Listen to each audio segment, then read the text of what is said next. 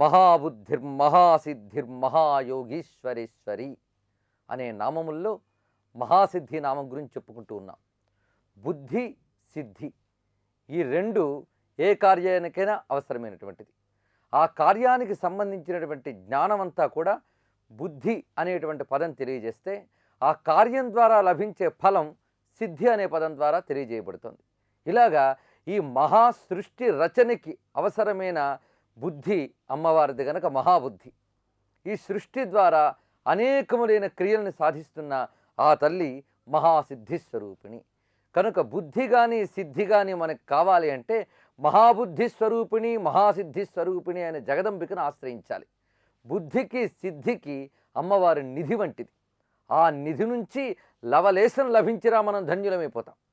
అందుకే మహాబుద్ధి మహాసిద్ధి అని అమ్మని నమస్కరించడం.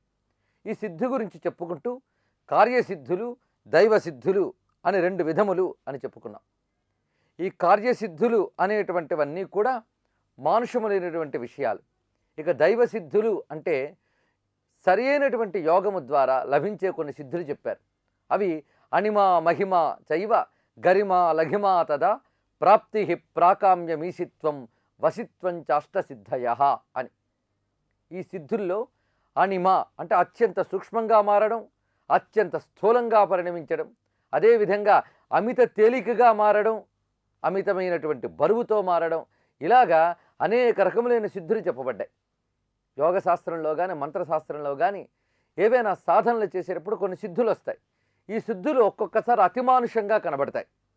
అంటే సాధారణ మానవులు చెయ్యలేనటువంటివి చేసే సిద్ధులు వస్తాయి.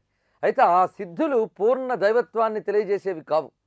అవి ఇంతకన్నా కొంత ఉన్నతత్వం కలిగినటువంటివి మాత్రమే కానీ అవి పరమాత్మ యొక్క పరిపూర్ణ తత్వాన్ని తెలియజేసేవి కావు. కనుక సిద్ధులను చూసి మోసపోవడం అనేటువంటి తగదు. ఆ సిద్ధిని చూసి అదే దైవస్వరూపం అనుకోవడం కూడా తగదు. యోగంలో ఇవన్నీ వస్తూ ఉంటాయి. నిజమైనటువంటి సాధకుడు ఏం చేస్తాడంటే ఈ సిద్ధులని పరిగణనలోకి తీసుకోడు. యోగంలో కాసింత పైమెట్టుకు వెళ్ళగానే ఒక సిద్ధి వస్తుంది. ఆ సిద్ధి రాగానే వెంటనే ఒక దుకాణం ఏర్పాటు చేయడం, 10 మందిని పిలిచి ఆకర్షించడం, ఇలా తయారవుతుంటుంది కొందరి పద్ధతి. దానితో అంతవరకు వాళ్ళు చేసుకున్న తపస్సు ఖర్చు అవ్వడమే కాక అధపతనం కూడా ఏర్పడుతుంది. కానీ నిజమైన సాధకుడు ఈ లభించేటువంటి సిద్ధులతో తృప్తి పడడు. పరమమైనటువంటి కైవల్య సిద్ధి వరకు కూడా సాధన చేస్తాడు. ఆ కైవల్య సిద్ధే అసలైన సిద్ధి గనక ఆ కైవల్యమే పరిపూర్ణ స్థితి. పరిపూర్ణమైన జగదంబిక తన పరిపూర్ణతని కైవల్య స్వరూపంలో తెలియజేస్తున్నది కనుక కైవల్యాన్నే మహాసిద్ధి అన్నారు. ఈ త్రోవలో వచ్చే సిద్ధులు కూడా అణిమ మహిమ గరిమ లఘిమ ప్రాప్తి ప్రాకామ్యం ఈశిత్వం వశిత్వం వీటిని అష్టసిద్ధులు అంటారు. ఇందులో శరీరం అలా కనబడుతూనే ఉంటుంది కానీ దాన్ని చిన్నదిగా మార్చగలగడం, అదేవిధంగా అతి పెద్దగా మార్చగలగడం ఒక సిద్ధి. ఇంకొకటి ఒకే పరిమాణంలో కనబడుతున్నప్పటికీ కూడా తేలికగా మారిపోవడం, బరువుగా మారడం రెండవది. ఇదే గరిమ లఘిమ. ప్రాప్తి ప్రాకామ్యం అంటే ఎక్కడో ఉన్న వస్తువుని ఇక్కడికి తీసుకురాగలగడం, ఇది ప్రాప్తి అనే సిద్ధి. ఇది 5వ సిద్ధిగా చెప్తున్నాం. అలాగే ప్రాకామ్యం అని చెప్తున్నారు. ప్రాకామ్యం అంటే ఏది కోరుకుంటే దాన్ని పొందగలగడం. ఈశిత్వం అంటే ఎదురుగా ఉన్న వస్తువైనా ఇంకెక్కడో ఉన్న వస్తువునైనా ఆ మనస్సుని శాసించగలిగి వశం చేసుకోవడం ఈశిత్వం. వీటి ద్వారా వశము అని చెప్పుకున్నాం కదా, లొంగ తీసుకోవడం, ఇది వశిత్వం అని. ఈ వశిత్వం అణువు మొదలు చివరికి మానవుల వరకు ప్రతిదాన్ని కూడా వశం చేసుకోగలిగే కొన్ని సిద్ధులు మంత్రము ద్వారా యోగము ద్వారా కూడా వస్తాయి. అయితే ఇవి గొప్ప విద్యులుగా గౌరవించవచ్చు, అంతేగాని ఇవే దేవత యొక్క స్వరూపాలు అని మాత్రం భ్రమపడరాదు, అది గ్రహించాలి. యోగులు ఈ సిద్ధులని లోకోపకారం కోసం వాడతారు. యోగము యొక్క పరిపూర్ణత తెలిసిన వాళ్ళు, తత్వం తెలిసినటువంటి వారు. ఆ తత్వం తెలియనటువంటి వారు వీటిని ప్రలోభాల కోసం, స్వార్థం కోసం వాడతారు. ఎవరైతే సవ్యంగా ప్రజాక్షేమం కోసం, లోకోపకారం కోసం వాడతారో వాళ్ళ సిద్ధులే నిజమైన సిద్ధులవుతాయి. ఇలాగా అల్పములు మొదలుకొని అత్యంత ఉత్కృష్టమైనటువంటి సిద్ధులు ఏవైతే ఉన్నాయో ఇన్ని సిద్ధుల యొక్క సమాహార స్వరూపము అమ్మే. అమ్మ వద్ద అన్ని సిద్ధులు ఉన్నాయి. అటువంటి ఆ తల్లి మహాసిద్ధి అని చెప్పబడుతున్నది. ఇంకా సిద్ధుల గురించి తెలియజేస్తూ ఒక విధమైన అష్టసిద్ధి పద్ధతిని యోగములో తెలియజేశారు. అదేమిటి అంటే రసానాం స్వత ఉల్లాస ప్రథమా సిద్ధిరీరిత ద్వంద్వైరనభిభూతిశ్చ ద్వితీయా సిద్ధిరుచ్యతే అథమోత్తమతా భావ తృతీయా సిద్ధిరుత్తమ. రసానాం స్వత ఉల్లాస, రససిద్ధులు అని చెప్పబడే సిద్ధులు ఒకటి. అదేవిధంగా నిత్యోల్లాసము అనేటువంటిది, నిత్యం ఉల్లాసంగా ఉండగలగడం అనేటువంటిది ప్రథమా సిద్ధి అని తెలియజేశారు. రెండవది ద్వంద్వైరనభిభూతిశ్చ, లాభాలాభములు ఇత్యాది ద్వంద్వములున్నాయే, అంటే శరీరాన్ని కూడా యోగము ద్వారా శీతోష్ణములకు అతీతంగా ఉంచగలిగే స్థితి వస్తుంది. ఇది ద్వంద్వైరనభిభూతిశ్చ, ద్వంద్వముల యొక్క అనుభూతి రాకుండా ఉండగలిగే సిద్ధి. అంటే శీతము యొక్క బాధ కానీ అలాగే ఉష్ణత యొక్క బాధం కానీ లేకుండా ఉండే స్థితిని సంపాదించడం ద్వితీయా సిద్ధిరుచ్యతే, రెండవ సిద్ధి అని చెప్పారు.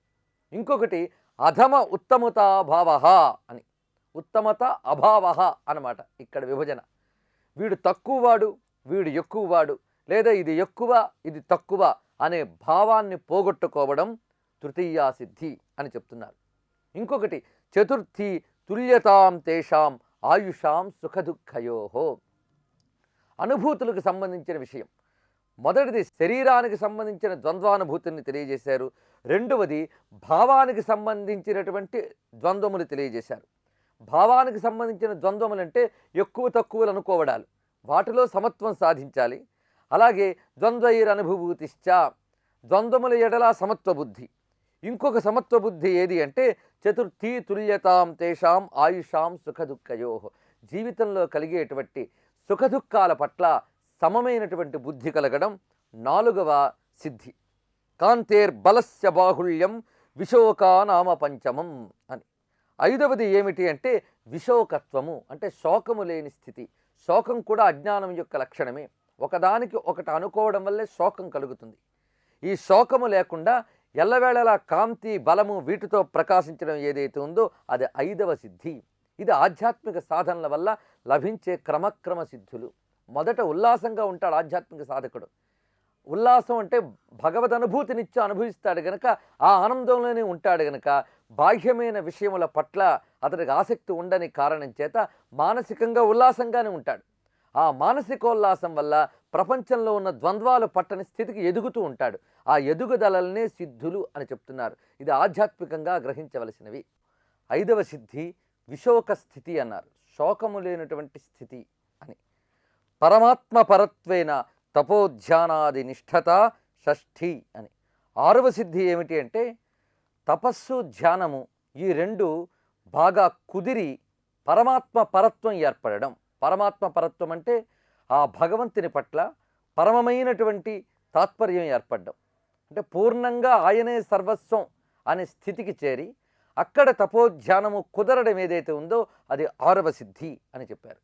ఆ తర్వాతది నికామచారిత్వం సప్తమీ సిద్ధిరుచ్యతే. నికామచారిత్వం అంటే ఏ కోరిక లేకుండా ఉండగలగడం అనేటువంటిది, అది ఏడవ సిద్ధి అని. అంటే ఈ కోరికలు లేకపోవడం గొప్ప సిద్ధిట, అంతేగాని కోరికలు సిద్ధించడం గొప్ప సిద్ధి కాదు. కోరికలు లేని స్థితి రావడం గొప్ప సిద్ధి. అందుకే నరసింహస్వామి ప్రహ్లాదుని చేరదీసి నీకేం వరం కావాలని అడిగితే, స్వామి నాకే కోరిక లేదయ్యా అని అడిగారు. కాదు, నన్ను చూస్తే చాలు అందరూ కోరుకోవడం మొదలు పెడతారే, అలాంటిది కోరుకున్నవి తీర్చడానికి ఉన్నటువంటి దైవాన్ని నేనే సాక్షాత్ వచ్చాను, అటువంటప్పుడు ఏదైనా కోరుకో అన్నట్టు. పెద్దవాడివి కోరుకో అని అడుగుతున్నావు కనుక ఏదో ఒకటి కోరుకోవాలి, కనుక కోరిక లేని స్థితినిమ్మని కోరుకుంటున్నానయ్యా అన్నాడు ఆయన. ఎంత గొప్ప కోరిక చూసారా. కనుక ఆ కోరిక లేని స్థితి ఏదైతే ఉందో అది సప్తమీ సిద్ధిరుచ్యతే అని చెప్పారు. ఆ తర్వాతది అష్టమీ చ తథా ప్రోక్త ఎత్ర క్వచన సాయితే. ఇక చివరిదైనటువంటి ఎనిమిదవ సిద్ధి ఏది అంటే ఎక్కడైనా ఎలాగైనా ఉండగలిగే స్థితి అని.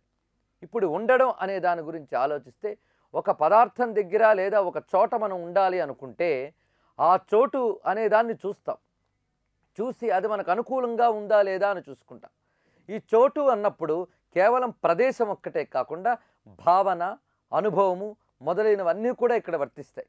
ఏ భావంలో ఉంటే మనకు అనుకూలంగా ఉంది, ఏ అనుభవం మనకు అనుకూలంగా ఉంది, ఏ స్థలం మనకు అనుకూలంగా ఉంది, ఏ కాలం మనకు అనుకూలంగా ఉందో చూసుకొని ఆ స్థలంలో, ఆ కాలంలో, ఆ భావంలో, ఆ స్థితిలో ఉండడమే హాయి అనుకుంటాం.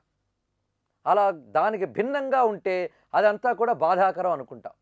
ఇలా కాకుండా ఎక్కడున్నా కూడాను ఒకే స్థితిలో ఉండగలగడం, అంటే సత్ అనేటువంటి ఆ సత్యస్థితిలో, ఆత్మస్థితిలో ఉండగలగడం ఏదైతే ఉందో అదే 8వ సిద్ధి అన్నారు. ఎందుకంటే అక్కడ పరిపూర్ణంగా పరమాత్మతో తన్మయం చెందుతాడు. పరమాత్మతో తన్మయం చెందాక ఎక్కడైనా సరే పరమాత్మ అనుభవమే ఉంటుంది గనక ఎక్కడైనా అతడు ఉండగలడు. అతడికి లోటు అనేది మనస్సుకు లేదు. ఆ కారణం చేత 8వది సర్వం బ్రహ్మమయం అనేటువంటి స్థితిలో ఉన్నటువంటి వాడు పొందే సిద్ధి అని. ఈ విధంగా ఉత్తమమైనటువంటి 8 సిద్ధులు చెప్పారు. ఇది క్రమంగా ఆధ్యాత్మిక జీవితంలో సాధించేటువంటి పరిణతుల వల్ల ఏర్పడేవి. ఒక్కొక్క స్థాయిలో ఆ పరిణతి పండుతూ ఉంటుంది. ఆ స్థాయిల్లో లభించే పరిణతికి సిద్ధి అని పేరు.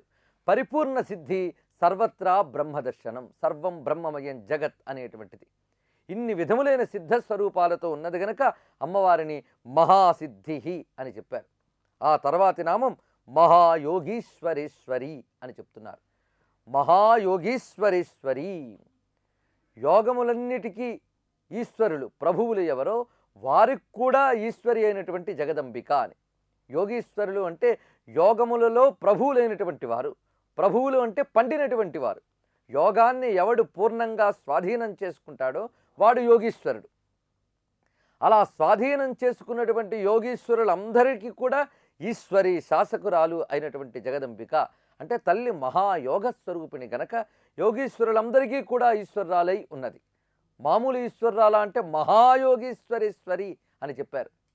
గొప్ప యోగీశ్వరేశ్వరరాలు అని అంటే సాక్షాత్ పరబ్రహ్మ స్వరూపిణి గనక యోగములన్నింటికి కూడా ఎవరు గమ్యమో ఆ శక్తి పరబ్రహ్మము, ఆ పరబ్రహ్మమే జగదంబిక.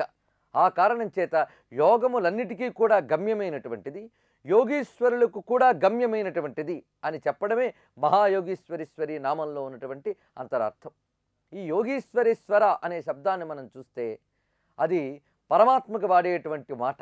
అందుకే భాగవతంలో కానీ భారతంలో కానీ కృష్ణ పరమాత్మను ఉద్దేశించినప్పుడు వ్యాసదేవుడు మాటి మాటికి యోగీశ్వరేశ్వర అని వాడుతూ ఉంటాడు. యోగీశ్వరేశ్వరుడెవడో అతడు పరమాత్మ. తన పరమాత్మ స్థితికి ఏనాడు భంగం కలగకుండా ప్రవర్తించేటటువంటి స్థితే యోగీశ్వరేశ్వర స్థితి. శ్రీకృష్ణ పరమాత్మ ఎల్లవేళలా కూడా తన పరమాత్మ లక్షణాన్ని అవతారంలో ప్రదర్శించాడు. అందువల్లనే యోగీశ్వరేశ్వరుడై ఉన్నాడు ఆయన. అందుకే భగవద్గీత అంతా చెప్పి ఎత్ర యోగేశ్వర కృష్ణో ఎత్ర పార్థో ధనుర్ధర తత్ర శ్రీర్విజయో భూతి ధ్రువానీతిర్మతిర్మమ అని చెప్పారు. యోగములన్నిటికీ కూడా ఈశ్వరుడైనటువంటి వాడు గనక యోగేశ్వరుడు ఆయన. యోగములు అనగానే కర్మయోగము, జ్ఞానయోగము, భక్తి యోగము, రాజయోగము, ధ్యాన యోగము అని అనేక యోగములు ఉన్నాయి. భగవద్గీతలో ఒక్కొక్క అధ్యాయం ఒక్కొక్క యోగంగా చెప్పబడింది. ఇన్ని యోగములు కూడా ఎందుకు ఉద్దేశింపబడ్డాయంటే యోగం కోసం ఉద్దేశింపబడ్డాయి. అంటే ఇక్కడ యోగములు అంటే మార్గములు అని చెప్పి ఇంకొక యోగం అంటే కలయిక అని అర్థం. ఏ మార్గాన్ని అవలంబిస్తే కలయిక అనేది సాధ్యపడుతుందో ఆ మార్గము యోగము అంటే. ఎవరితో కలయిక? పరబ్రహ్మతో కలయిక అనేటువంటిది. కనుక యోగము అంటే పరబ్రహ్మతో కలయిక అని అర్థం. అటువంటి యోగమునకు శాసకురాలు, పాలకురాలు అయిన జగదంబిక యోగేశ్వరేశ్వరి, మహాయోగేశ్వరేశ్వరి. ఆ జగదంబికకు నమస్కారము. మహాబుద్ధిర్మహాసిద్ధిర్మహాయోగీశ్వరేశ్వరి. మహాయోగీశ్వరులకు కూడా ఈశ్వరి అయినటువంటిది. మహాయోగీశ్వరులు అంటే పరబ్రహ్మ సాధన కోసం నిరంతరం కూడా సక్రమమైన మార్గంలో ఆ యోగ స్థితిలో ఉన్నటువంటి వారు ఎవరో వారు మహాయోగీశ్వరులు. అంటే యోగుల్లో కూడా గొప్పవారు యోగీశ్వరులు. అలాంటి యోగీశ్వరులు కూడా ఎవరిని గమ్యమని ఉపాసిస్తున్నారో ఆ గమ్యమైన పరాశక్తి యోగీశ్వరేశ్వరి అని చెప్పబడుతున్నది. బ్రహ్మ, విష్ణు, మహేశ్వరుడు మొదలైనటువంటి వారందరూ కూడా యోగీశ్వరులు అని చెప్పబడతారు. ఇలాంటి యోగీశ్వరులందరి చేత కూడా ఉపాసింపబడేది మహాయోగీశ్వరేశ్వరి. ఈ దేవతలందరూ కూడా వారి యొక్క దేవత్వ శక్తి కోసం, ఆ దేవత్వ సిద్ధి, ఆ శక్తి సిద్ధింపజేసుకోవడం కోసమని అమ్మవారిని ఉపాసన చేస్తారు. ఇలాగా యోగీశ్వరేశ్వరులు అయినటువంటి వారందరి చేత కూడా ఆరాధింపబడేటువంటి జగదంబి గనక మహాయోగీశ్వరేశ్వరి అని అమ్మవారిని అన్నారు. ఇక్కడ యోగములన్నింటికీ కూడా అమ్మవారే గమ్యము అని చెప్పబడుతున్నది. యోగములు లౌకికంగా కొన్ని యోగాలు ఏవో చెప్పుకుంటాం, కానీ ఏ యోగం పరబ్రహ్మ ప్రాప్తి కోసం చేయబడుతుందో ఆ యోగమే నిజమైన యోగం. అందుకే భక్తి యోగం, రాజయోగం, కర్మయోగం ఇన్ని చెప్తున్నా వీటిలో భక్తి, రాజ, కర్మ, జ్ఞాన ఇవి మారుతున్నాయి, కానీ యోగం అనే మాట మాత్రం మారట్లే. ఆ యోగం అనేది తీసుకుంటే ఇన్ని మార్గములు కూడా యోగము కోసమే అనేటువంటిది ఇందులో చెప్పినటువంటి అంతరార్థం. ఇలా సమన్వయింపజేసుకోవాలి. దేనితో యోగం? పరబ్రహ్మతో కలయిక, దానికోసం చేసేటువంటి సాధన యోగం. ఇలాంటి సాధనలో పండినటువంటి వారందరూ కూడా ఏ పరబ్రహ్మని ధ్యానం చేస్తున్నారో ఆ పరబ్రహ్మమే యోగీశ్వరేశ్వరి, మహాయోగీశ్వరేశ్వరి అని చెప్పబడుతున్నది. ఇందులో ఇంకొక వైపు నుంచి చూస్తే సరిగ్గా భగవద్గీత పరమార్థమంతా కూడా ఇంతవరకు చెప్పిన నామాల్లో ఉందని, అదే ఈ నామంతో పూర్తయి గీతలో ఎలాగైతే చివరి శ్లోకంలో ఎత్ర యోగేశ్వర కృష్ణో అని చెప్పబడిందో అలాగే ఇక్కడ కూడా మహాయోగీశ్వరేశ్వరి అని చెప్పబడినది. అంటే భగవద్గీత ఎటువంటిదో సప్తసతి కూడా అటువంటిదే. ఇంతవరకు కూడా సప్తసతి మాలా మంత్రములు కదా ఇదంతా కూడా. సప్తసతి అంటే అర్థం ఏమిటి? కేవలం రాక్షస శక్తుల్ని అమ్మవారు సంహరించేటువంటి కథల పుస్తకం అనుకోవడానికి వీల్లేదు. అది పూర్ణంగా బ్రహ్మ విద్యే. భగవద్గీత ఎటువంటి బ్రహ్మ విద్యో సప్తసతి కూడా అటువంటి బ్రహ్మ విద్యే. భగవద్గీతకి 700 శ్లోకాలు ఉన్నట్లుగానే సప్తసతికి కూడా 700 శ్లోకాలు ఉన్నాయి. భగవద్గీత శ్రీకృష్ణ పరమాత్మ ప్రధాన దైవతంగా చెప్పబడుతోంది. అదేవిధంగా ఇక్కడ సప్తసతి అమ్మవారి గురించి చెప్తున్నది. శ్రీకృష్ణుడి గురించి చెప్తూ ఏం చెప్పారు? యోగీశ్వరేశ్వరుడు అన్నారు. అమ్మవారు మహాయోగీశ్వరేశ్వరుని అమ్మ కూడా చెప్పబడింది. కనుక కృష్ణ పరమాత్మ ఎవరో శక్తి కూడా అదే అని బాగా గ్రహించాలి. నిజానికి పరమాత్మకి స్త్రీ పుం భేదము లేదు. అది స్త్రీ పురుషులకు అతీతమైనటువంటి నిష్కళతత్వం. ఆ నిష్కళతత్వాన్ని మనం ఉపాసన కోసమని స్త్రీ పురుష రూపంలో ఆరాధిస్తూ ఉంటాం, కానీ నిజానికి ఆ తత్వం యోగీశ్వరేశ్వరమైనటువంటి తత్వం, మహాయోగీశ్వరేశ్వరమైనటువంటి తత్వం. ఈ రహస్యం మనం కృష్ణ చరిత్రని పరిశీలిస్తున్నప్పుడే తెలుస్తుంది. యోగమాయా ముపాశ్రిత అని చెప్పబడుతుంటుంది మాటిమాటికి. ఆ కృష్ణ పరమాత్మ యోగమాయా శక్తితో ఈ లీలని నిర్వహిస్తున్నాడు అని చెప్పారు. అంటే కృష్ణ పరమాత్మ యొక్క ప్రతి చేత కూడా యోగమాయతో కూడినటువంటిది అని చెప్తున్నాడు. అంటే మహామాయా స్వరూపమే కృష్ణ స్వరూపమని స్పష్టంగా చెప్పబడింది భాగవతంలోనూ భారతంలోనూ కూడా. కనుక కృష్ణ స్వరూపం ఏమిటి? యోగ స్వరూపము, యోగమాయా స్వరూపము. ఆ యోగమాయా స్వరూపమే మహామాయ అని ఇందులో చెప్పబడింది. మహాభారతంలో కృష్ణ పరమాత్మ అంటాడు, ఆ మహామాయ యోగమాయ నాకు సోదరిగా జన్మించినది అని. అందుకే పద్మనాభ సహోదరి అని కూడా అమ్మవారిని కీర్తిస్తాం. సహోదరి అంటే ఇక్కడ అర్థం కేవలం అక్కా తమ్ముళ్ళు అని చెప్పడం అని కాదు. ఇక్కడ అర్థం ఇద్దరూ ఒకే తత్వం అని చెప్పడమే సోదరీ సోదర స్థితిని చెప్పడం. వారిద్దరూ ఒకే తత్వంతో ఉన్నటువంటి వారు అనడమే. ఇదే పురాణ పాత్రల్లో ఉండేటువంటి సంబంధ బాంధవ్యాల్లో ఉండే సంకేతం. ఇద్దరూ ఒకే తత్వం అని చెప్పేటప్పుడు సోదరీ సోదర స్థానంలో చెప్పబడుతూ ఉంటారు. కనుక వైష్ణవి మాయా, విష్ణువు ఈ రెండూ వేరు కాదు. అలా ఉన్నటువంటి ఈ శక్తి గురించి చెప్పేటప్పుడు ఆ కృష్ణ పరమాత్మ అంటాడు, నాకు సోదరిగా వచ్చినటువంటి ఆమె అంటే నందుని ఇంట సోదరిగా పుట్టినది. ఆ తల్లే ఇక్కడ తిరిగి మళ్ళీ దేవకి ఇంటికి వచ్చింది. దేవకి ఇంట ఉన్నటువంటి కృష్ణ పరమాత్మ నందుని ఇంటికి చేరుకున్నాడు. అక్కడ తల్లి ఇక్కడికి వచ్చింది, ఇక్కడ స్వామి అక్కడికి వెళ్ళాడు. ఈ విషయాన్ని గుర్తు చేస్తూ కృష్ణుడు ఒకసారి అంటాడు, ఆ యోగమాయ సహాయం లేకపోతే ఇవన్నీ నేను చేసేవాడిని కాను. ఆ యోగమాయా సహాయం వల్లనే ఇన్ని జరిగాయని ఆయన భక్తిని ఎంత ప్రకటిస్తాడంటే చివరికి నన్ను బ్రతికించింది ఆ యోగమాయ అన్నారు. అంటే అర్థం ఏమిటి? ఆ యోగమాయ అక్కగా రావడం వల్లనే తాను అక్కడికి చేరుకున్నాడు. ఆ యోగమాయ కంసుడిని బెదిరించి కంసుడు హింసించదలుచుకున్నప్పటికీ కూడా తాను చేజిక్కకుండా తన యొక్క అసలు స్వరూపాన్ని చూపించి హెచ్చరించి వెళ్ళింది. ఈ విధంగా కృష్ణుడు యోగమాయా స్వరూపుడు. అలాగ పరాశక్తికి కృష్ణునికి ఉన్నటువంటి అభిన్నత అనేక చోట్ల చెప్పబడుతుంది. బ్రహ్మాండ పురాణంలో లలితోపాఖ్యానంలో స్వయంగా లలితాదేవి గురించి వర్ణిస్తూ లలిత ఎవరు అంటే విశ్వమోహిని అన్నారు, అశేష జనమోహిని అని. అశేష జనమోహిని అయినటువంటి లలితాదేవే సమస్త గోపికాశక్తుల్ని సమ్మోహనం కలిగించేటువంటి వేణునాదం చేసింది అని బ్రహ్మాండ పురాణంలో వర్ణించారు. కనుక కృష్ణతత్వం లలితాతత్వం ఒక్కటే. కనుక భగవద్గీతలో ప్రతిపాదింపబడ్డటువంటి యోగేశ్వరుడు కృష్ణ పరమాత్మ అయితే ఆ యోగేశ్వరుడే ఇక్కడ యోగేశ్వరి అయి జగదంబిగ్గా ప్రస్తావించబడుతున్నాడు. మహాయోగేశ్వరేశ్వరి. ఈ విధంగా భగవద్గీతకి సప్తసతికి ఇంత దగ్గరతనం ఉంది. సప్తసతి మార్కండేయ మహర్షి తన తపస్సులో దర్శించి చెప్పినటువంటి ఒక యోగ విద్య, అదంతా కూడా ఒక యోగ విద్య. కనుక సప్తసతిని త్రికరణ శుద్ధిగా అమ్మని ధ్యానించి పారాయణ చేస్తే అది ఒక యోగంగా పరిణమిస్తుంది. అందులో బ్రహ్మ, విష్ణువు మొదలైనటువంటి వారు చేసిన స్తోత్రములు ఉన్నాయి. మహాలక్ష్మి స్తోత్రం, మహాకాళి స్తోత్రం, మహాసరస్వతి స్తోత్రం. వీటిలో దాగినటువంటి అంతరార్థాలు కూడా యోగ రహస్యాలని తెలియజేస్తున్నటువంటివే. ఇలా వీరందరి చేత ఆరాధింపబడేటువంటి సప్తసతి దేవత జగదంబిక చండిక, ఆ తల్లి మహాయోగేశ్వరీశ్వరి.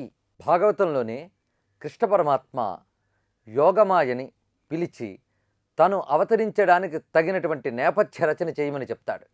ఆ సమయంలోనే ఆ యోగమాయా శక్తే దేవకీదేవి గర్భంలో పెరుగుతున్నటువంటి అనంతుని తేజాన్ని సంకర్షణం చేసి అక్కడ నందవ్రజంలో ఉన్నటువంటి వసుదేవుని యొక్క భార్య అయిన రేణుక గర్భంలోకి, రోహిణీ గర్భంలోకి ప్రవేశింపజేస్తుంది.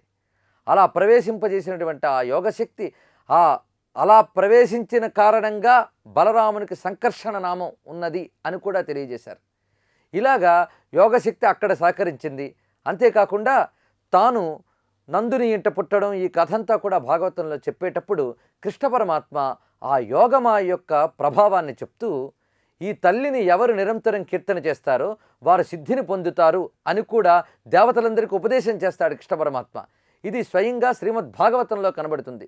దుర్గా, భద్ర, భద్రకాళి, కుముద, చండిక, కృష్ణ, మాధవి అని కొన్ని నామాలు చెప్తాడు అమ్మవారి గురించి. ఇక్కడ ఇవన్నీ కూడా అమ్మవారి యొక్క నామములు అంటారు.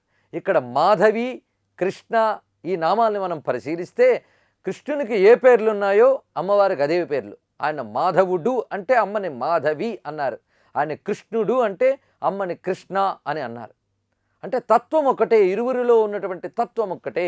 ఇక్కడ జగదంబికా రూపంలో చెప్పబడితే అక్కడ పరమాత్మ శ్రీకృష్ణ రూపంలో చెప్పబడుతున్నాడు. కానీ ఇరువురి ఉపాసన కూడా ఒక యోగమే. యోగీశ్వరీశ్వరి, మహాయోగేశ్వరీశ్వరి అయినటువంటి జగదంబిక ఒక్కొక్క రాక్షస శక్తిని సంహరింపజేయడానికి యోగులు, మహాత్ములు, దేవతలు, బ్రహ్మ, విష్ణు, మహేశ్వరాదులు అందరూ కలిసి అమ్మవారిని స్తోత్రం చేశారు. ఇలాంటి యోగీశ్వరులందరి చేత సేవించబడిన ఈశ్వరి గనక మహాయోగేశ్వరీశ్వరి అని చెప్పారు. అసలు యోగములు ఎన్ని రకములున్నాయో అన్ని యోగములకు కూడా ప్రవర్తకురాలు అమ్మ. ఆ యోగము పరిపూర్ణంగా సిద్ధింపజేయడానికి కారణం అమ్మే. కనుక అమ్మ వల్లనే యోగములు సిద్ధిస్తాయి. ప్రతి యోగము కూడా ఆ సిద్ధావస్థలో జగదంబికనే చేర్చుతుంది. కనుక ఆ యోగ మార్గ శక్తి కూడా అమ్మవారే అని చెప్పడానికే మహాయోగేశ్వరీశ్వరి అని చెప్పారు. యోగం అంటే ఏమిటి అంటే సమత్వం యోగ ఉచ్యతే అని, యోగస్థ కురు కర్మాణి అని గీతలో పరమాత్మ చెప్తాడు. యోగస్థుడవై కర్మలు చేయు. ఆ యోగమునందు ఉండి, ఏ యోగమునుంది? సమత్వ బుద్ధే యోగము అని కూడా చెప్పారు. ఆ సమత్వ బుద్ధి యందు ఉండి కర్మ చేయడం ఏదైతే ఉందో అదే యోగమని, యోగయుక్తమైన కర్మ అని ప్రకటించాడు స్వామి. ఇక యోగ శాస్త్రంలో అష్టాంగ యోగం చెప్పబడుతుంది.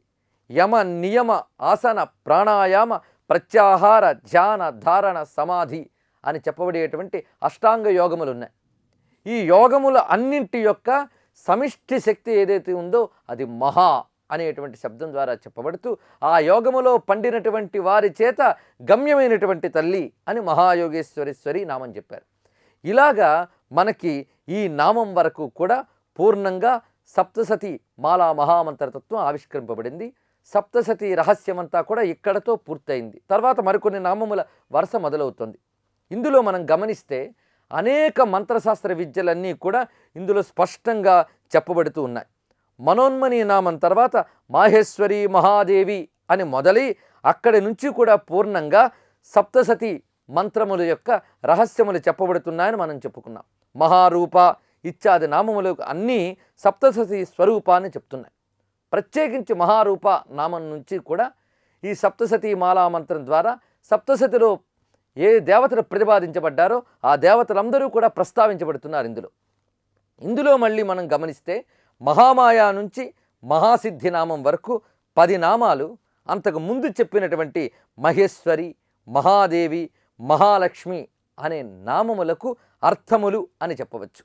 అంతేగాక మహాపాతకనాశిని తర్వాత నామం మహామాయ నామం నుంచి చూస్తే 11 నామాలు వరుసగా కూడా ఏకాదశ రుద్రతత్వాన్ని తెలియజేస్తాయి. ఆ ఏకాదశ రుద్రతత్వములు అంటే అది రుద్ర నమక మంత్రాల్లో నమస్తేయస్తు భగవన్ విశ్వేశ్వరాయ మహాదేవాయ త్రయంబకాయ త్రిపురాంతకాయ త్రికాగ్నికాలాయ కాలాగ్నిరుద్రాయ నీలకంఠాయ మృత్యుంజయాయ సర్వేశ్వరాయ సదాశివాయ శ్రీమన్మహాదేవాయ నమః. ఈ మహాదేవాయ నమః అని చెప్పినటువంటి ఈ 11 నామముల్లో ఏ శక్తి ఉందో ఆ శక్తి మహామాయానామం నుంచి చెప్పబడింది అని మంత్రశాస్త్రవేత్తలు చెప్పారు. అంటే అర్థం ఏమిటి? ఆ రుద్ర నమక మంత్ర రహస్యములు కూడా ఈ 11 నామంలో దాగి ఉన్నాయన్నమాట. అంటే ఈ 11 నామముల్ని మన శ్రద్ధగా కానీ అంటే ఆ ఏకాదశ రుద్ర నమక మంత్రముల యొక్క రహస్యములు దాచిన శక్తి కూడా మనకి లభిస్తున్నది అని చెప్తున్నారు. ఈ విధంగా ఇటువైపు రుద్రమంత్రాలన్నీ ప్రస్తావించబడుతున్నాయి. మరొక వైపు ఉన్నటువంటి రహస్యం ఏమిటి అంటే ఈ నామముల వరుసలో అంటే మహారూప నుంచి మహాసిద్ధి నామం వరకు 13 మంత్రములు చెప్పబడుతున్నాయని, ఆ తర్వాత ఈ 13 మంత్రములు అంటే 13 నామములు కూడా సప్తశతిలో ఉన్న 13 అధ్యాయాలకి సంకేతం. ఇది ఈ 13 నామములు మహారూప నుంచి ఈ 13 నామములు 13 అధ్యాయాలకు చెప్తే 14వ నామం మహాయోగేశ్వరేశ్వరి అనేది సమిష్టి గ్రంథాన్ని తెలియజేస్తుంది. అంటే మొత్తంగా 13 అధ్యాయాల గ్రంథం యొక్క రహస్యాన్ని మహాయోగేశ్వరేశ్వరి అనే నామం తెలియజేస్తుంది. ఇన్ని రహస్యములు ఈ నామముల్లో కూర్చారు మహర్షులు. అంటే వశిన్యాది వాగ్దేవతలే ఇక్కడ మహర్షులు. ఇన్ని మంత్ర రహస్యములు, ఒకవైపు సప్తశతీ రహస్యము, ఇంకోవైపు రుద్రమంత్ర రహస్యములు. ఇవి కాక మరొకటి ఏమిటంటే ఇక్కడ చెప్పబడినటువంటి 14 మంత్రములు ఏవైతే ఉన్నాయో అంటే మహారూపానామము మొదలు మహాయోగేశ్వరేశ్వరి నామము వరకు ఉన్నటువంటి ఆ నామముల్లో మొత్తం ఉన్నటువంటి దేవతలు ఎంతమంది అంటే వాయు, ఆత్మ, సత్యం, సర్వం, పురః, అంతః, యజ్ఞ, వషట్కార, ఇంద్ర, రుద్ర, విష్ణు, బ్రహ్మ, నమః, ప్రజాపతి అనేటువంటి 14 మంది దేవతలు ఆ 14 నామాల్లో ఉన్నారు అని కూడా మంత్రశాస్త్రవేత్తలు ఉపాసనతో ఇందులో తెలియజేసినటువంటి విషయం ఇది. వీళ్ళందరూ వైదిక దేవతలు. ఈ వాయువు నుంచి ప్రజాపతి వరకు చెప్పబడ్డటువంటి వారందరూ వైదిక దేవతలు. ఈ వైదిక దేవతలందరూ కూడా ఇందులో ప్రస్తావించబడుతున్నారు. అదేవిధంగా ఈ 14 నామముల్లో క్షం, బ్లూం, ఐం మొదలైన బీజాక్షములు ఇవన్నీ కూడా మొత్తం 14 బీజాక్షముల శక్తి కూడా ఈ 14 నామాల్లో దాగి ఉన్నాయి. అంటే ఒక్క ఈ నామముల వరుసలో ఎన్ని రహస్యాలు ఉన్నాయో గమనించారా? ఒకవైపు సప్తశతే కాక పరబ్రహ్మ తత్వంతో పాటు వైదిక దేవతలు, బీజాక్షములు, మంత్రదేవతలు, ఇన్ని రహస్యాలు ఉన్నాయన్నమాట. అంత శక్తివంతమైనటువంటివి ఈ మహా అనేటువంటి శబ్దంతో మొదలయ్యే నామాల వరస. అటువంటి మహాస్వరూపిణి అయిన మహాయోగేశ్వరేశ్వరి అయిన జగదంబికకు నమస్కారము. మహా అనేటువంటి శబ్దముతో మొదలైనటువంటి దివ్యనామాల వరుస చెప్పుకుంటూ ఉన్నాం. అందులో ఒక విభాగం మహాయోగేశ్వరేశ్వరి అనే దానితో పూర్తయినది. అది మహారూప అనే నామం నుంచి మహాయోగేశ్వరేశ్వరి అనే నామం వరకు సప్తశతి మాలామంత్ర రహస్యములు చెప్పబడ్డాయి అని ప్రస్తావించుకుని ఎక్కడెక్కడ ఎలా చెప్పబడినదో అని సప్తశతికి సంబంధించిన విషయాలు కూడా ఇందులో ప్రస్తావించుకోవడం జరిగింది. వీటికి మూలంగా మహాదేవి, మహేశ్వరి, మహాలక్ష్మి నామాలు ముందు నామాల్లో చెప్పబడ్డాయి అని కూడా వివరించాం. అంతేకాక ఏకాదశ రుద్రనామాలు ఒకవైపు, మరోవైపు వైదిక దేవతల యొక్క స్మరణ, మరోవైపు 14 మహామంత్ర బీజాక్షములు ఇన్ని ఇందులో చెప్పబడ్డాయి. ఈ బీజాక్షాలు ఇవి ఏమిటి అవి తెలుసుకుని జపించడం కన్నా ఈ నామాలని జపించడం అన్ని విధాల భద్రము, అంతటి శక్తి మళ్ళీ లభిస్తుంది. ఒక్క నామాల కూర్పులో ఎన్ని రహస్యములు ఉన్నాయో చూడండి.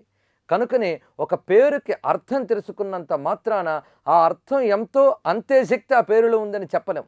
మనకు తెలియని ఎన్నో రహస్యాలు ఒక్కొక్క నామంలో ఉంటాయి. అది గమనించడానికి ఇన్ని ఉన్నాయని తెలుసుకోవడం, ఇన్ని ఉన్న నామాలు ఇవి అని మనకు గౌరవం ఏర్పడితే చాలు. అందులో ఉన్నటువంటి శక్తి అంతా కూడా ఈ నామోచ్చారణ చేసేటప్పుడు తప్పకుండా లభిస్తుంది. అయితే ఎలా ఉచ్చరించాలంటే ఏకాగ్రమైన మనస్సుతో అమ్మని ధ్యానించి ఉచ్చరించినప్పుడు ఇందులో దాగినటువంటి మంత్రశక్తులు, బీజశక్తులు, అక్షరశక్తులు, దేవతాశక్తులు అన్నీ కూడా మన ప్రాణశక్తిలో ఆవిర్భవిస్తాయి, ఆవిష్కరింపబడతాయి. ఇలాగా మహాయోగీశ్వరేశ్వరి యోగములో పండినటువంటి ఈశ్వరులందరి చేత, అంటే యోగీశ్వరులందరి చేత, యోగీంద్రులందరి చేత కూడా ఆరాధింపబడే పరతత్వము. యోగీంద్రులు ఎల్లవేళలా తమ హృదయమునందు ఆ పరమాత్మ స్వరూపాన్ని ధ్యానం చేస్తూ ఉంటారు. కనుక వారి హృదయంలో ధ్యానింపబడే పరమాత్మ స్వరూపురాలు అమ్మ. కనుక మహాయోగీశ్వరీశ్వరి అని ప్రస్తావించబడింది. చివరికి ప్రతిపాదన ఏమిటి అంటే అమ్మ పరమాత్మ స్వరూపిణి, పరబ్రహ్మ స్వరూపిణి అనేటువంటిది. నిజమైన గమ్యము అది ఒక్కటే. అందుకే యోగీశ్వరులు మాత్రమే ఆ గమ్యాన్ని పొందగలరు. మామూలు యోగులు కాదు, యోగీశ్వరులు మాత్రమే పొందగలిగేది ఆ మహాగమ్యం. అందువల్లనే మహాగమ్యం, పరమగమ్యం అని చెప్పడానికి మహాశబ్దం ముందు వేశారు. యోగీశ్వరులు అని చెప్పడంలో యోగంలో పూర్ణంగా పండినటువంటి వారని చెప్పడానికి యోగీశ్వరులు అన్నారు. వారి చేత పొందబడే తల్లి గనక యోగీశ్వరేశ్వరి అని చెప్పారు. అసలు యోగాలు పండాలంటే ఆ తల్లి అనుగ్రహించాలి. కనుక యోగాలని, యోగులని, యోగీశ్వరుల్ని కూడా శాసించే శక్తి గనక మహాయోగేశ్వరేశ్వరి అని అక్కడి వరకు కూడా ఒక నామముల వరుస పూర్తయి మరి ఒక విభాగం ఇక్కడి నుంచి మొదలవుతుంది. అది మహాతంత్ర, మహామంత్ర, మహాయంత్ర, మహాసన, మహాయాగక్రమారాధ్య, మహాభైరవ పూజిత, మహేశ్వర, మహాకల్ప, మహాతాండవ సాక్షిణి, మహాకామేశ మహిషి, మహాత్రిపుర సుందరి, చతుషష్ట్యుపచారాఢ్య, చతుషష్టి కళామయి, మహాచతుషష్టి కోటి యోగిని గణసేవిత అనేటువంటివి.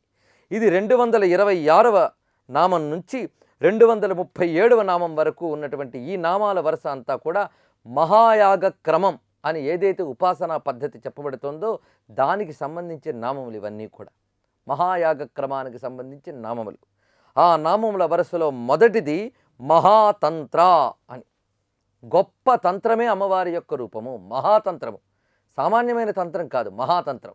సామాన్యమైన తంత్రానికి సామాన్యమైన ప్రయోజనమే ఉంటుంది, కానీ మహాతంత్రానికి మహాప్రయోజనం ఉంటుంది. మహా అనేది బ్రహ్మని సూచిస్తుంది, అంటే పరబ్రహ్మని సూచిస్తుంది. కనుక మహాతంత్రం అంటే అర్థం బ్రహ్మ విద్య అని అర్థం, ఇంకేమిటో కాదు. అంటే బహు విస్తృతమైనది ఏదో అది తంత్రం. బ్రహ్మ విద్య దేనియందు విస్తారంగా చెప్పబడుతుందో అదే మహాతంత్రము. అంటే జ్ఞానము విస్తారంగా చెప్పబడే చోటు కదా తంత్రం అంటే. తన్యతే విస్తార్యతే జ్ఞానం ఇది తంత్రం. జ్ఞానాన్ని విస్తారంగా చెప్పేది తంత్రం. ఇది మహాతంత్రం, సామాన్య జ్ఞానం కాదు. బ్రహ్మజ్ఞానాన్ని విస్తారంగా చెప్పేదానికే మహాతంత్రం అంటారు. కనుక అమ్మ బ్రహ్మ విద్యా స్వరూపిణి అని చెప్పడమే మహాతంత్ర అనడంలో. బ్రహ్మ విద్యా స్వరూపురాలు జగదంబిక. అంతేకాక ఈ మహాతంత్ర, మహామంత్ర, మహాయంత్ర అంతా కూడా శ్రీ విద్యను తెలియజేస్తున్న నామములు పూర్ణంగా ఇవి. శ్రీ విద్యే మహామంత్రం, శ్రీ విద్యే మహాతంత్రం, శ్రీ విద్యే మహాయంత్రం. ముందు విద్యను ప్రస్తావిస్తున్నారు కనుకనే మహాతంత్ర అన్నారు. శ్రీ విద్యా స్వరూపిణి అని దీనికి అర్థం అన్నమాట. ఎందుకంటే శ్రీ విద్యే బ్రహ్మ విద్య అని చెప్పారు. ఎవరి జన్మ చివరి జన్మ అవుతుందో వారికి శ్రీ విద్య లభిస్తుంది అని శాస్త్రం చెప్తోంది. అంటే శ్రీ విద్య కానీ లభించితే అది నిష్కామంగా దాన్ని ఉపాసించేవాడు తప్పకుండా కైవల్యాన్నే పొందుతాడు. ఆ జన్మే వాడికి ఆఖరి జన్మ. కనుక అది పరమమైన విద్య శ్రీ విద్య. ఆ శ్రీ విద్యే మహాతంత్రం. తంత్రం అంటే విద్యే. ఆ మహాతంత్రమే అమ్మవారి యొక్క స్వరూపం. విద్య వేరు, దేవత వేరు కాదు. ఆ విద్యే దేవతా స్వరూపం. విద్య దేవత కాకపోతే విద్య మనల్ని ఉద్ధరించలేదు. కనుక శ్రీ విద్యే అమ్మ యొక్క స్వరూపం. కనుక శ్రీ విద్యా స్వరూపురాలు అని మహాతంత్ర శబ్దానికి అర్థం. అయితే ఆ విద్యలో ఏముంటుంది అంటే ఆ ఉన్నవే తర్వాత చెప్తున్నాడు. మహామంత్ర, మహాయంత్ర, మహాసన. ఆ తంత్రంలో ఉన్నది మంత్రము, యంత్రము. అది మహాతంత్రమైనప్పుడు అందులో ఉండేవి కూడా మహామంత్రము, మహాయంత్రము ఉంటాయి. అంతేగాని మామూలు మంత్రము, మామూలు యంత్రము కాదు. లౌకికంగా ఏదైనా ఒక ప్రయోజనం సంపాదించాలంటే ఒక తంత్రము, ఒక మంత్రము, ఒక యంత్రము సాధించుకుని సిద్ధింపజేసుకోవడం ఉంది. ఇది లౌకికమైన వాటికి సరిపోతాయి. కానీ పారమార్థిక సంపద అయినటువంటి పరబ్రహ్మని సాధించాలంటే మహామంత్రం కావాలి, మహాయంత్రం కావాలి, ఈ రెండిటితో కూడుకున్న మహాతంత్రం కావాలి. ఆ మహాతంత్రం కూడా అమ్మ స్వరూపమే. అదే బ్రహ్మ విద్య, శ్రీ విద్య అని చెప్పబడుతున్నది. ఇంకొక అర్థంలో మహాశబ్దం సమిష్టివాచకం అని చెప్పుకున్నాం. సమిష్టివాచకం అంటే అనేక తంత్రములు చెప్పబడ్డాయి మనకి. తంత్రశాస్త్రముల్లోనే చూస్తే లెక్కలేని తంత్రాలు ఉన్నాయి. ఇక వేదముల వైపు వెళితే వేదముల్లో చెప్పబడేటువంటి యాగ విశేషాలు, యజ్ఞ విశేషాలు ఇవన్నీ కూడా తంత్రములే. సంకల్పం మొదలుకొని పని పూర్తి చేసే వరకు ఉండే పనినంతటినీ కూడా తంత్రం అంటారు. అంటే యజ్ఞం ఒకటి ఉన్నది, ఆ యజ్ఞంలో సంకల్పం ముందు చెప్పుకుంటాం, తర్వాత చివరికి దాన్ని పూర్తి చేస్తాం. ఇలా సంకల్పం నుంచి సంపూర్తి వరకు చెప్పబడ్డ యజ్ఞ విశేషమంతా తంత్రం అవుతుందన్నమాట. ఈ తంత్రంలో ఉన్నదంతా కూడా అమ్మ యొక్క జ్ఞానమే. ఎలా సంకల్పం చెప్పుకోవాలి, ఎలా ఆరాధించాలి, ఎలా పూర్తి చేయాలి, ఆ మధ్యలో ఏ దేవత ప్రయోగింపబడాలి, ఇదంతా తంత్రం. ఇలాంటి తంత్రములు, ఇలాంటి యజ్ఞ విశేషాలు ఎన్నో ఉన్నాయి. ఇన్ని యజ్ఞ విశేషాలన్నిట్లోనే అమ్మే ఉన్నది కనుక అన్నీ కలుపుకుంటే అది మహా అన్నమాట. సర్వ యజ్ఞముల, సర్వతంత్రముల, సర్వ విద్యల సమిష్టి రూపిణి కనుక అమ్మ మహాతంత్ర అని కీర్తించబడుతోంది. ఇలాగా తంత్రము అంటే యజ్ఞ విశేషము అని కూడా చెప్పవచ్చు. ఒక యజ్ఞంలో ఉన్నటువంటి విస్తారమైనటువంటి జ్ఞానం ఏదైతే ఉందో అదంతా తంత్రం. ఇలాంటి యజ్ఞ విశేషాలు అంటే యాగ విశేషాలు వేదము నిండా చెప్పబడ్డాయి కనుక వేదం ఏమైంది, పూర్తిగా యజ్ఞ విద్యలకి స్థానమైనది. యజ్ఞ విద్యలన్నిటికీ స్థానమైన వేద విద్య ఏదైతే ఉందో ఆ వేద విద్యే మహాతంత్ర అని చెప్పబడుతున్నది. కనుక అమ్మ వేదస్వరూపిణి అని అర్థము. మహాతంత్ర అంటే వేదస్వరూపిణి అని. వేదము ద్వారా ప్రతిపాదింపబడేది ఎవరు? పరమాత్మే.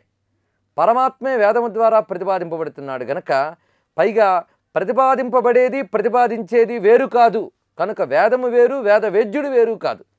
వేదవేద్యుని యొక్క శబ్దరూపమే వేదము కనుక పరమాత్మ, పరమేశ్వరి, జగదంబిక యొక్క శబ్దరూపమే వేదము కనుక వేదము అమ్మే, వేదవేద్యురాలు అమ్మే. వేదము అమ్మ అని చెప్పడానికే వేదజనని అయినటువంటి మహాతంత్ర స్వరూపిణి అని చెప్తున్నారు. ఇక్కడ తంత్రంలో ఉన్నటువంటి విశేషం ఏమిటి అంటే దేవతా గుణం, స్వరూపం, మంత్రం, యంత్రం, పూజ, స్తోత్రము, కవచము, నామములు అంటే సహస్రనామములు, అష్టోత్తర శతనామములు, ఇవన్నీ కలుపుకుంటే తంత్రం అవుతుందన్నమాట. ఇలాంటి ఈ విద్య అంతా కూడా ఒక్కొక్క తంత్రంలో ఉంటే ఇలాంటి తంత్రములన్నింటి యొక్క సమిష్టి స్వరూపిణి అంటే ఒక్కొక్క తంత్రం ద్వారా ఒక్కొక్క దేవత ప్రతిపాదింపబడితే సర్వదేవతా స్వరూపిణి అయిన జగదంబిక సర్వతంత్ర సమిష్టి స్వరూపిణిగా మహాతంత్ర అని కీర్తించబడుతున్నది. ఈ విధంగా మహాతంత్ర నామానికి బ్రహ్మ విద్యా స్వరూపిణి అని ఒక అర్థము, వేద విద్యాస్వరూపిణి అని ఇంకొక అర్థము, శ్రీ విద్యాస్వరూపిణి అని ఒక అర్థము, సర్వతంత్రముల యొక్క సమిష్టి స్వరూపిణి అని మరి ఒక అర్థము. ఇలా 4 అర్థములు మహాతంత్రానామానికి చెప్పబడిన తర్వాత మహామంత్ర అని ప్రస్తావించబడుతుంది. మహామంత్రము అనగానే మహామంత్రములు అంటే మంత్రముల్లోకెల్లా గొప్పవి అని చెప్పేవి. అంటే కేవల ఐహిక సిద్ధిని కలిగించేవి మామూలు మంత్రములు. ఐహిక సిద్ధితో పాటు కైవల్య సిద్ధిని ఏది కలిగిస్తుందో అది మాత్రమే మహామంత్రం అని చెప్పబడేది. ప్రతి మంత్రము అమ్మ స్వరూపమే, అందులో సందేహం లేదు. కానీ మోక్ష విద్య అయినటువంటి ఏ సాధన ఉందో ఆ సాధనకు ఉపకరించేటువంటి మహామంత్రము అదే మోక్షమంత్రము. ఆ మంత్రమే అమ్మ యొక్క స్వరూపము. ఎప్పుడూ కూడా మంత్రము వేరు, దేవత వేరు కాదు. దేవత యొక్క శబ్దరూపమే మంత్రము. ఆ మంత్రాన్ని మనం అనుష్ఠించడం వల్ల ఆ దేవతాశక్తిని మనం జాగృతం చేసుకోగలుగుతున్నాం. కనుక మంత్రమే అమ్మ యొక్క స్వరూపం గనక అమ్మ పేరే మంత్రమైంది. అది మహామంత్ర, గొప్పదైనటువంటి మంత్రస్వరూపిణి అని. ఇక్కడ మహాతంత్రము అన్నప్పుడు శ్రీ విద్య ఎలా చెప్పబడిందో మహామంత్రము అన్నప్పుడు కూడా శ్రీ విద్యలో ప్రతిపాదింపబడేటువంటి మంత్రములు ప్రస్తావించబడుతున్నాయి. శ్రీ విద్యలో ప్రతిపాదింపబడేటువంటి మహామంత్రము షోడశాక్షరి, పంచదశి, ఇవి మహామంత్రములు. ఇవి కాక బాల, బగళ ఇవన్నీ కూడా మహామంత్రములే. దశ మహావిద్యలు అని చెప్పారు. ఈ దశ మహావిద్యలన్నీ కూడాను మహామంత్రానామం ద్వారా చెప్పబడితే దశ మహావిద్యా మంత్రములన్నీ కూడా మహామంత్రానామం ద్వారా చెప్పబడుతున్నాయి.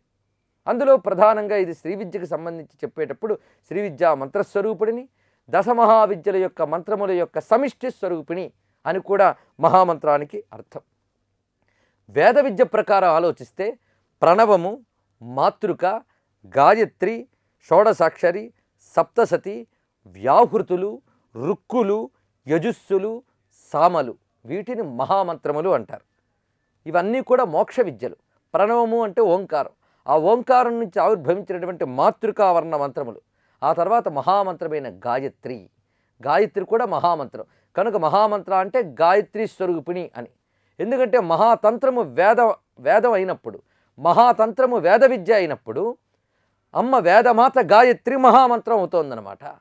కనుక ఇక్కడ గాయత్రి స్వరూపం కూడా ప్రస్తావించబడుతున్నట్లు మనం భావించవచ్చు. మహామంత్ర అంటే గాయత్రి మంత్ర స్వరూపిణి. అలాగే శ్రీ విద్యకు సంబంధించిన షోడసాక్షరి, సప్తసతి మాలామంత్రము, వ్యాహృతులు అంటే భూర్భువస్సువః అని చెప్పబడేటువంటి వ్యాహృతులు కూడా మహామంత్ర శబ్దవాచ్యములు. అలాగే వేదమంత్రములైన రుక్కులు, యజుస్సులు, సామలు ఇవన్నీ కూడా మహామంత్రములు. ఇలా చూస్తూ ఉంటే మహామంత్ర నామానికి కూడా అనేక అర్థములు కనబడుతున్నాయి కదా. ఏ మంత్రము బ్రహ్మ విద్యనిస్తుందో ఆ మంత్రము మహామంత్రమని, అలాగే శ్రీ విద్యామంత్రం మహామంత్రమని, గాయత్రి మహామంత్రమని, ఓంకార స్వరూపిణి కనుక మహామంత్ర అని చెప్తూ, ఇంకొక వైపు అమ్మ సమస్త మంత్రముల యొక్క సమిష్టి స్వరూపిణి అని ఈ నామానికి అర్థం. ఎన్ని మంత్రాలు ఉన్నాయంటే వేదములో ఉన్న గొప్ప మంత్రాలను లెక్క కట్టి తేల్చారు. ఏమిటంటే సప్తకోటి మహామంత్రములు అని తేల్చారు. 7 కోట్ల మహామంత్రములు ఉన్నాయట. అంటే అమ్మవారి యొక్క శక్తి 7 కోట్ల విధములుగా విస్తరింపబడి ఉంది. ఈ 7 కోట్ల మహామంత్రములు కూడా ఆ తల్లి యొక్క కిరణాలు, ఇవన్నీ కూడా శబ్ద కిరణాలు అన్నమాట. ఈ మహామంత్రములన్నీ కూడా ఆ మూలమైనటువంటి అమ్మ అనేటటువంటి జ్యోతిర్బింబంలోంచి వస్తున్నాయి. ఇన్ని కిరణాలు రావడానికి కారణమైన జ్యోతిస్వరూపిణి అమ్మ గనక అమ్మ మహామంత్ర అని, సర్వమంత్రముల యొక్క సమిష్టి స్వరూపిణి అయినటువంటి జగదంబిక మహామంత్రం ద్వారా చెప్పబడుతున్నది. ఈ మహామంత్ర స్వరూపిణి మహాయంత్ర అని తర్వాతి నామం. గొప్ప యంత్రముట అమ్మవారు, గొప్ప మంత్రం అమ్మవారు, గొప్ప తంత్రము అమ్మవారు, గొప్ప యంత్రము అమ్మవారు. ఇక్కడ మనకి వశిన్యాది వాగ్దేవతలు చెప్తున్నది ఏమిటంటే, నువ్వు ఏ సాధన చేస్తున్నావో ఆ సాధనే అమ్మ రూపమయ్యా, సిద్ధే కాదు అని చెప్తున్నారు. సాధన కూడా అమ్మ యొక్క స్వరూపమే కనుక మంత్రము, యంత్రము, తంత్రము 3 కూడా అమ్మ రూపములే కనుక అవే అమ్మ నామములుగా చెప్తున్నారు. మహాతంత్ర మహామంత్ర అయిన జగదంబికే మహాయంత్ర అని ప్రస్తావించబడుతున్నది. మహాతంత్ర, మహామంత్ర, మహాయంత్ర, మహాసన అనే నామాల వరుసలో మహాయంత్ర నామం గురించి చెప్పుకుంటున్నాం. ఇవన్నీ ఒకదానికొకటి సంబంధమున్న నామాలు.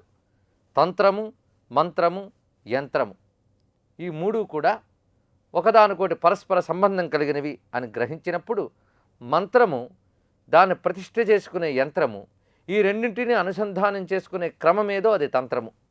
ఇందులో మంత్రము, తంత్రము, యంత్రము కూడా శ్రీ విద్యకు సంబంధించినవి ప్రధానమైన అర్థం. శ్రీ విద్యా తంత్రమే మహాతంత్రము, శ్రీ విద్యా మంత్రమే మహామంత్రము, శ్రీ విద్యా యంత్రమైనటువంటి శ్రీచక్రమే మహాయంత్రము. ఇది ప్రధానమైన మౌలికమైన అర్థము. ఇంకా దీన్ని విశ్లేషించి చూస్తూ ఉంటే మహాయంత్రము అనగా అన్ని యంత్రముల యొక్క సమిష్టి శక్తి ఏదో అది ఇక్కడ మహాయంత్రంగా చెప్పబడుతున్నది. అమ్మ మహాయంత్ర స్వరూపిణి. అమ్మ స్వరూపాన్ని, అమ్మ స్వభావాన్ని, అమ్మ తత్వాన్ని అనుసంధానం చేసుకున్న వెంటనే మహాయంత్రముల్లో ఏ శక్తి దాగి ఉందో ఆ శక్తి అంతా కూడా మన యందు ప్రసరింపబడుతుంది అనే భావనతో అమ్మవారిని స్మరించాలి. ఇక్కడ యంత్రములు అనేక రకములుగా చెప్పుకున్నాం. మహాయంత్రములని చెప్పబడేవి పూజాచక్రము, పద్మచక్రము, అమృతఘటము, మేరువు, లింగము ఇవన్నీ కూడా యంత్రములుగా మహాయంత్రములుగా వ్యవహరింపబడుతున్నవి. ఇన్ని రూపములతో అమ్మ ఆరాధింపబడుతుంది. వీటన్నిటి యందు అమ్మను మనం ఆరాధిస్తాం కనుక దేవతాశక్తి, మంత్రశక్తి దేని యందు ఆరాధింపబడతాయో అది యంత్రము అన్నమాట.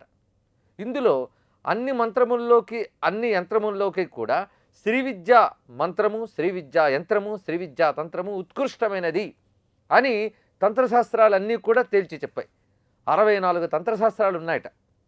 ఈ 64 తంత్రశాస్త్రాలు కూడా సాపేక్షకములైనటువంటివి అన్నారు. అంటే ఒకదానితో ఒకటి ఆధారపడినటువంటివి, నిరపేక్షమై స్వతంత్రమైనటువంటి ఒక తంత్రం వీటికన్నా భిన్నమైనది, ఉత్కృష్టమైనది ఏది అని అడిగినప్పుడు శివుడు చెప్తాడు శ్రీ విద్యా తంత్రమే నిరపేక్షమైనటువంటి దివ్య తంత్రం అని. శృణు కాదిమతం తంత్రం పూర్ణామన్యానవేక్షయ గోప్యం సర్వప్రయత్నేన గోపనం తంత్రచోదితం అని. తంత్రములు ఎన్నున్నప్పటికీ కూడా నిరపేక్షమైనటువంటిది దివ్యమైన తంత్రము అది కాదిమతం తంత్రం అని చెప్పారు. కాదిమతం అంటే శ్రీ విద్య అనమాట. కా అనేటటువంటి ప్రధాన అక్షరంతో మొదలయ్యే శ్రీ విద్యా మంత్రములు ఏవైతే ఉన్నాయో పంచదశి మొదలైనవి అదంతా కూడా కాదిమతం అనిపించుకుంటుంది. అందువల్ల తంత్రముల్లో, మంత్రముల్లో, యంత్రముల్లో కూడా శ్రీ విద్యకి ఉన్నతమైన స్థానం గనక ఈ శ్రీ విద్యా యంత్రమైన శ్రీచక్రమే మహాయంత్రంగా ఇక్కడ వ్యవహరింపబడుతున్నది. అందులోనూ మహాయంత్ర అనేటటువంటి నామం ద్వారా వాచ్యమయ్యేవి కొన్ని చెప్పబడుతూ భూప్రస్థారము, మేరుప్రస్థారము, కైలాస ప్రస్థారము అనేటువంటి 3 విధములుగా మలచబడేటువంటి శ్రీచక్రం ఏదైతే ఉందో అది మహాయంత్రమని, అలాగే రుద్రయంత్రం, వనదుర్గా యంత్రం, దుర్గా యంత్రము ఇవన్నీ కూడా మహాయంత్ర సంజ్ఞకాలు. ఇవన్నీ కూడా అమ్మవారి యొక్క స్వరూపాలు కనుక మహాయంత్ర అన్నారు. ఇక సిద్ధవజ్ర యంత్రము అని చెప్పబడుతూ ఒక యంత్రం ఉన్నది. అంటే శ్రీచక్రాన్ని సిద్ధవజ్ర యంత్రము అని కూడా వ్యవహరిస్తారు. ఇలా సిద్ధవజ్ర యంత్రంగా, యంత్రరాజంగా కీర్తించబడుతున్నది ఏదో అదే మహాయంత్ర స్వరూపము. ఇక్కడ యంత్రము దేవత 2 వేరు కాదు అని గ్రహించడానికే అమ్మవారి యొక్క నామంగా యంత్ర అనేటువంటిది, మహాయంత్ర అనే నామాన్ని ఇక్కడ చెప్తున్నారు వాగ్దేవతలు. సిద్ధి విజ్రాక్షం యంత్రం ప్రకృత్యనిత్యాతంత్రే స్మర్యతే అని చెప్పి, లలితా విద్యయా విద్యాం అన్యాం యంత్రేణ వా అమునా యంత్రం అన్యత్ సమం వేత్తి యోసౌ స్యాన్ మూఢచేతన అని తంత్రశాస్త్ర వాక్యం ఉంది. లలితా విద్యతో సమానమైన విద్య ఉన్నదనుకోవడం, అలాగే శ్రీయంత్రంతో సమానమైన యంత్రం ఉన్నదనుకోవడం మూఢత్వము అని తంత్రశాస్త్రం చెప్తోంది. అంటే లలితా విద్యతో సమానమైన విద్య కానీ, శ్రీయంత్రంతో సమానమైన యంత్రం కానీ లేదు అని తేల్చి చెప్పారు. పరమోత్కృష్టమైనటువంటి యంత్రం శ్రీయంత్రము. ఆ యంత్రము ద్వారా ఆరాధింపబడే జగదంబిక లలితాదేవి పరమోత్కృష్టమైన విద్యాస్వరూపిణి కనుక లలితా విద్య, లలితా యంత్రమైన శ్రీయంత్రము అవి ఈ 3 నామముల ద్వారా ఇక్కడ స్మరింపబడుతూ ఉన్నాయి. మహాతంత్ర, మహామంత్ర, మహాయంత్ర అని. ఇంకొక రకంగా చూస్తే అమ్మవారు మహాయంత్ర స్వరూపిణి అన్నప్పుడు, యంత్ర అన్నప్పుడు యంత్రం ఏం చేస్తోంది? యంత్ర శబ్దానికి అర్థం ఏమిటంటే యంత్రణాద్యంత్రమిత్యాహు అని చెప్పారు. యంత్రించున్నది యంత్రము. సర్వ ప్రపంచాన్ని ఏది యంత్రణం చేస్తుందో, యంత్రణము అంటే నియంత్రణ అని అర్థం అన్నమాట. నియంత్రించుట అంటే నిగ్రహించి పాలించుట అని అర్థం. ఈ సర్వ జగత్తుని, ప్రాకృతిక శక్తుల్ని నియమించి పాలించే శక్తి ఏదో ఆ శక్తి యంత్ర అనిపించుకుంటుంది. ఇలాగా సృష్టిలో ఒక్కొక్క ప్రకృతి శక్తి ఒక్కొక్క ప్రకృతిని కూడా యంత్రిస్తూ ఉంటుంది.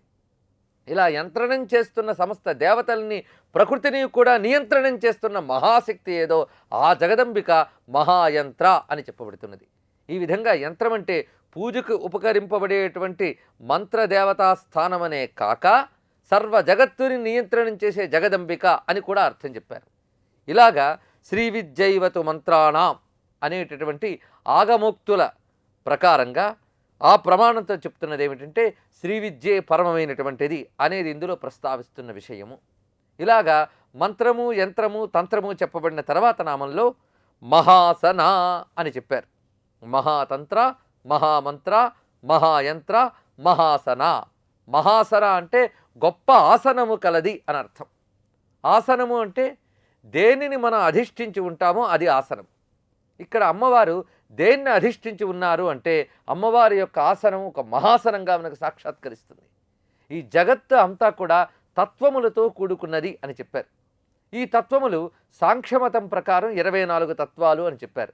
అవ్యక్తము, వ్యక్తము, మహత్తు, అహంకారము, పృథివ్యాది భూతములు, పంచతన్మాత్రలు, పంచేంద్రియములు, పంచ జ్ఞానేంద్రియ కర్మేంద్రియములు ఇవన్నీ కూడా విభజన చేస్తారు. ఇలాగా 24 తత్వములతో ఈ జగత్తంతా కూడుకున్నది అని సాంఖ్యం చెప్తే, తంత్రము ఇంకా విభజన చేసి 36 తత్వములతో కూడుకున్నది అని చెప్పింది. ఈ తత్వముల అన్నింటి యందు ఉన్నటువంటిది ఏది అంటే ఒకే పరాశక్తి ఉన్నది. కనుక ఈ తత్వములన్నింటి యందు అధిష్ఠించి ఉన్నది గనక ఈ తత్వములే గొప్ప ఆసనములైతే ఈ ఆసనమునందు అధిష్ఠించిన తల్లి గనక గొప్ప ఆసనము కలది అయిన తల్లి. అందుకు మహాసన అన్నారు అమ్మవారిని. అంటే సర్వతత్వముల యందు అధిష్ఠించి ఉండు శక్తి అని అర్థం అన్నమాట. మహదాసనం క్షిత్యాది షట్త్రింశత్తత్వరూపం యస్యాహ అని నిర్వచించారు శాస్త్రవేత్తలు. మహదాసనం, మహత్ అనేటువంటి మాట ఉన్నదే, మహత్ అనేటువంటి మాటే తత్వముల్లో ఒకటి. అందువల్ల మహాసన అంటే మహత్తు మొదలైనటువంటి తత్వములను ఆసనముగా చేసుకున్నది అని అర్థాన్ని చెప్పవచ్చు. దీనికి ప్రమాణంగా దేవీ భాగవతంలో ఏషా భగవతి సర్వతత్వాన్ని ఆశ్రిత్య తిష్టతీతి అని చెప్పారు. ఈ భగవతి జగదంబిక సర్వతత్వాన్ని, సర్వతత్వములను అధిష్ఠించి ఉన్నటువంటిది అని. ఇంకో శబ్దంలో మహాసన అంటే మహా అనేది బ్రహ్మవాచకం ముందే చెప్పుకున్నాం మనం. మహాసన అంటే బ్రహ్మమును అధిష్ఠించి ఉండు శక్తి, అంటే పరబ్రహ్మమును అధిష్ఠించి ఉండే శక్తి ఏదో ఆ శక్తి, పరబ్రహ్మ యొక్క శక్తి జగదంబిక మహాసన అనే నామం ద్వారా వ్యవహరింపబడుతున్నది. ఇలాగా తంత్ర మంత్ర యంత్ర ఆసన అని ప్రస్తావించబడింది. ఇక్కడ మంత్రము, యంత్రము, తంత్రము అమ్మవారి యొక్క స్వరూపమే కాక మంత్రమునందు, తంత్రమునందు, యంత్రమునందు కూడా అధిష్ఠించి ఉండేది జగదంబిక గనక ఆ యంత్రమే అమ్మవారి యొక్క ఆసనం. అందువల్లనే శ్రీచక్రరాజ సింహాసనేశ్వరి అని కీర్తించారు ముత్తుస్వామి దీక్షితులు మొదలైనటువంటి మహాత్ములందరూ కూడా. ఈ శ్రీచక్రరాజం ఏదైతే ఉందో అదే అమ్మవారి యొక్క ఆసనం. అంటే అర్థం దాని యందు అమ్మ యొక్క ప్రకాశం దీపిస్తున్నది. అమ్మ అధిష్ఠించి ఉన్నది శ్రీచక్రాన్నే కనుక శ్రీచక్రం అనేటువంటి మహాయంత్రాన్ని ఆసనంగా కల తల్లి మహాసన అని వర్ణించారు. ఇన్ని విధములుగా మహాసన నామానికి అర్థం చెప్పుకున్న తర్వాత మహాయాగక్రమారాధ్య మహాభైరవ పూజిత, ఇవి రెండు నామములు. మహాయాగక్రమారాధ్య గొప్పదైన యాగక్రమము ద్వారా ఆరాధింపబడే తల్లి అని ఈ నామానికి అర్థం. ఇప్పుడు యాగక్రమము అనే దాన్ని చూడాలి మనం. ఇదంతా కూడా శ్రీ విద్యా తంత్రానికి సంబంధించిన నామములు. ఇవన్నీ కూడా మహామంత్ర నుంచి మహాచతుషష్టి కోటి యోగిని గణసేవిత వరకు కూడా శ్రీ విద్యా తంత్రంలో చెప్పబడ్డటువంటి పద్ధతులే ఇక్కడ నామాలుగా చెప్పబడుతున్నాయి. మహాయాగక్రమారాధ్య ఏమిటి యాగక్రమము అని క్రమం ఉంది ఇందులో. యాగారాధ్య అనకుండా యాగక్రమారాధ్య అన్నారు. యాగము యొక్క క్రమము, క్రమము అంటే పద్ధతి అని అర్థం అన్నమాట. యాగ పద్ధతి ద్వారా ఆరాధింపబడేది అని. దేనికైనా ఒక పద్ధతి ఉంటుంది, ఇష్టానుసారం చేయడానికి లేదు. శక్తి యొక్క జాగృతి కానీ, శక్తి యొక్క ఆవిష్కరణం కానీ ఒక పద్ధతి ప్రకారం, క్రమం ప్రకారం తెలుస్తూ ఉంటుంది. అదేవిధంగా మనం ఆ శక్తిని ఆవిష్కరించుకోవాలంటే ఒక క్రమాన్ని పాటించాలి. ఆ క్రమమే యాగక్రమం, యాగము యొక్క పద్ధతి. ఇది శ్రీ విద్యోపాసకులకు తెలుస్తుంది ఏ పద్ధతిలో ఆ యాగం చేయాలి అనేటువంటిది. యాగము అంటే యజ్ఞము అనే అర్థం. యజ్ఞము అంటే ఆరాధన అని అర్థం అన్నమాట. అమ్మవారిని ఆరాధించే క్రమం ఏదో అది యాగక్రమం. ఇది ఎటువంటి యాగక్రమం? మహాయాగక్రమం, గొప్పదైన యాగక్రమము. గొప్పదైన యాగక్రమము అంటే యాగములో గొప్పతనమా, యాగము చెయ్యబడుతున్నటువంటి ఆ తల్లి యొక్క గొప్పతనమా అంటే తల్లి బట్టే యాగానికి గొప్పతనం వచ్చింది. జగదంబిక మహాశక్తి కనుక ఆమెను ఆరాధించే యాగం కూడా మహాయాగమే. దాని యొక్క క్రమము. ఈ క్రమంలో ప్రతి స్థాయిలోనే అమ్మే ఆరాధింపబడుతుంది. క్రమము అంటే ఒకదాని వెంట ఒకటి, ఒకదాని వెంట ఒకటి ఉండేటువంటి ఒక సక్రమమైన మార్గము. ఇందులో ప్రతి స్థాయిలో ఆరాధింపబడేది జగదంబికే. అందుకే యాగ క్రమారాధ్య, ప్రతి క్రమంలోని ప్రతి పద్ధతిలోని ఆరాధింపబడేది అని చెప్పడం అన్నమాట. మహాయాగం అని ఎందుకన్నారంటే ఆ పరబ్రహ్మశక్తిని జాగృతం చేసుకునేటువంటి ఆరాధన కనుక ఇది దివ్యమైనటువంటిది. ఇతర తంత్రయంత్రముల వలె కాక దివ్యమై బ్రహ్మ విద్యగా చెప్పబడుతున్నటువంటి ఏ శ్రీ విద్య ఉందో ఆ శ్రీ విద్యలో వాడిన శబ్దములన్నీ మహాశబ్దములే. ఈ మహాశబ్దమే ఇది బ్రహ్మ విద్య అని మాటిమాటికి ప్రస్తావిస్తుంది. అలాంటిది మహాయాగక్రమం అనేటువంటిది. అనేక యంత్రములు, అనేక తంత్రములు, అనేక ఆరాధనలు ఉన్నప్పుడు అనేక యాగములు, అనేక పద్ధతులు ఉంటాయి. కానీ అమ్మకి సంబంధించినటువంటి ఆరాధనా పద్ధతి మాత్రం మహాయాగక్రమము అన్నారు. ఎందుకంటే అది మహామంత్రం, మహాయంత్రం కనుక ఉద్దేశించిన యాగం కూడా మహాయాగం. ఇక్కడ మహాయాగం అంటే వైదిక పద్ధతిలో దివ్యంగా, సాత్వికంగా జరిగేటువంటిది ఏదో అదే మహాయాగం అనిపించుకుంటుంది. మహాయాగం అనేటువంటి సంజ్ఞతే చెప్పబడేటువంటివి ఏవి అంటే శ్రీయాగం, అంబాయాగం, అగ్నిష్టోమం, జ్యోతిష్టోమం, పాకయజ్ఞం, హవిర్యజ్ఞం, ఇవన్నీ కూడా మహాయాగ శబ్దం ద్వారా చెప్పబడతాయి. ఇన్ని యాగముల ద్వారా ఆరాధింపబడే జగదంబిక అని. అందుకే సప్తశతిలో కూడా యజ్ఞములన్నింటి చేత ఆరాధింపబడే తల్లివి నీవు అంటే స్వాహాశివై అని చెప్తారు. స్వాహ, స్వధ ఇటువంటి శబ్దములన్నీ కూడా యాగానికి, యజ్ఞానికి సంబంధించినవి. దేవయజ్ఞములు, పితృయజ్ఞములు వీటన్నిటికీ స్వాహ, స్వధాకారాలు వాడతారు. అమ్మ యొక్క తత్వము లేనిదే, అమ్మ యొక్క ప్రకాశము లేనిదే యాగం అనేదే లేదు. సర్వయాగముల యొక్క స్వరూపం అమ్మ, సర్వయాగముల చేత ఆరాధింపబడేదమ్మ. అందువల్లనే మహాయాగ క్రమారాధ్య అని చెప్పారు. ఇక్కడ మహాయాగం అనేది శ్రీ విద్యాపరంగా ప్రధానంగా చెప్పుకోవాలి కనుక స్త్రీ యాగము ఏదైతే ఉందో అదే మహాయాగము. ఈ స్త్రీ యాగము రెండు విధములు, అంతర్యాగం బహిర్యాగం అని. ఈ అంతర్యాగ బహిర్యాగములు ఈ రెండింటికి క్రమం ఉంది. బహిర్యాగంలో ఒక పద్ధతి ఉంది. నవావరణ పూజ ప్రధానం కదా శ్రీచక్రంలో. ఇది బాహిరంగా చేసేటప్పుడు ఏ ఆవరణ తర్వాత ఏ ఆవరణను అర్చించాలి, ఏ ఆవరణంలో ఏ దేవత తర్వాత ఏ దేవతను అర్చించాలి అనేది క్రమం.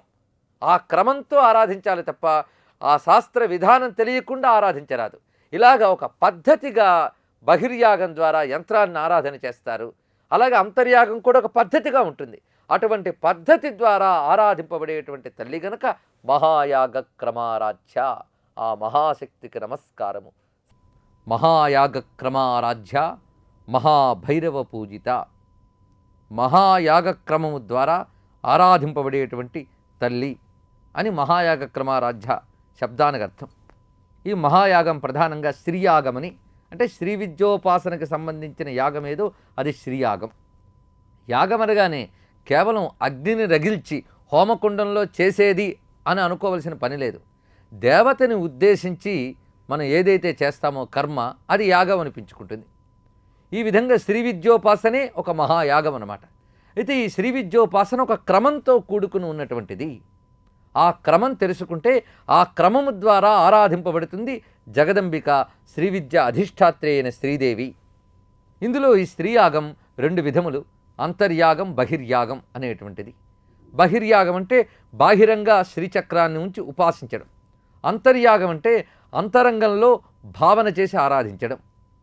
క్రమంగా సాగుతూ ఉన్నటువంటి పద్ధతి ఇదంతా కూడా. ఇందులో ఆంతరంగికమైనటువంటి యాగారాధన ఏదైతే ఉందో అది మహాయాగంలో మహాయాగం. గొప్పదైన యాగం ఏది అంటే అంతరంగంలో చేసేటటువంటి యాగము అని చెప్పారు. దీని గురించి ప్రస్తావిస్తూ ఉపనిషత్తుల్లో భావనోపనిషత్తు చాలా విషయాలు తెలియజేసింది. రహస్యమైనటువంటి శ్రీ విద్యా తత్వాన్ని మనలోనే ఎలా గ్రహించాలి, శరీరమే శ్రీచక్రము అని తెలుసుకుని అందులో ప్రకాశించేటువంటి సహస్రారకమంలో ప్రకాశించేటువంటి ఆ జగదంబికను దర్శించడానికి ఏ క్రమంలో ఆరాధన సాగాలో ఆ క్రమం అంతా కూడా ప్రస్తావించబడింది భావనోపనిషత్తులో. శ్రీ విద్యకు సంబంధించిన దేవతలు కోణములు ఇవన్నీ తెలిస్తే అది అర్థమవుతుంది. శ్రీ విద్యలో ఎలాగైతే ఈ దేవతలన్నీ శ్రీచక్రమంతో ప్రతిష్ఠింపబడ్డాయో అలాగే శరీర రూప శ్రీచక్రంలో ఏ ఏ దేవత ఎక్కడెక్కడ ఉండి ఎలా పనిచేస్తుందో గ్రహించాలి. గ్రహించి ఒక్కొక్క దేవతని భావన చేసి భావన ద్వారా ఆరాధించుతూ వెళతారు. అలా వెళ్ళేటువంటి యాగం మహాయాగమని. అది కూడా ఒక క్రమంతో వెళుతుంది. ఎక్కడో మధ్యభాగం తీసుకుని అదే ప్రధానం అనడానికి లేదు.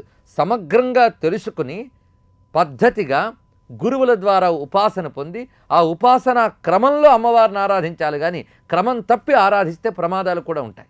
అందుకే మహాయాగ క్రమారాధ్య, గురువుల ద్వారా సక్రమమైన పద్ధతి తెలిసి ఆ యాగోపాసన చేసిన వారి ద్వారా ఆరాధింపబడుతుంది తల్లి. ఇది ఇందులో చెప్పేటువంటి గొప్ప విషయం. అలాగే సగుణమని, నిర్గుణమని, సాధారమని, నిరాధారమని ఉపాసనా విధాన క్రమాలున్నాయి. ఈ క్రమాలన్నింటి ద్వారా ఆరాధింపబడుతుంది కనుక మహాయాగ క్రమారాధ్య అని కూడా అన్నారు. అధికారులైన ఉపాసనా పరులందరూ కూడా ఉపచారాలు కూడా క్రమంగానే చేస్తారు. ఇది బాహిరంగా చేసిన పూజాదులు కూడా ఉపచారం చూస్తే అది క్రమంగా ఉంటుంది. షోడశోపచార పూజ, చతుషష్ట్యుపచార పూజ అని ఉంటాయి. ఇవి జరిగేటప్పుడు క్రమంగా ఒక పద్ధతిలో పెడుతుంది. అంటే ఆవాహనము, ఆసనము, అర్ఘ్యము, పాద్యము ఇలా వెళుతూ ఉంటాయి. వీటిలో ఒక క్రమం ఉంది. అంతేగాని మొదట నీరాజనం చివరికి ఆవాహనం చేయం కదా.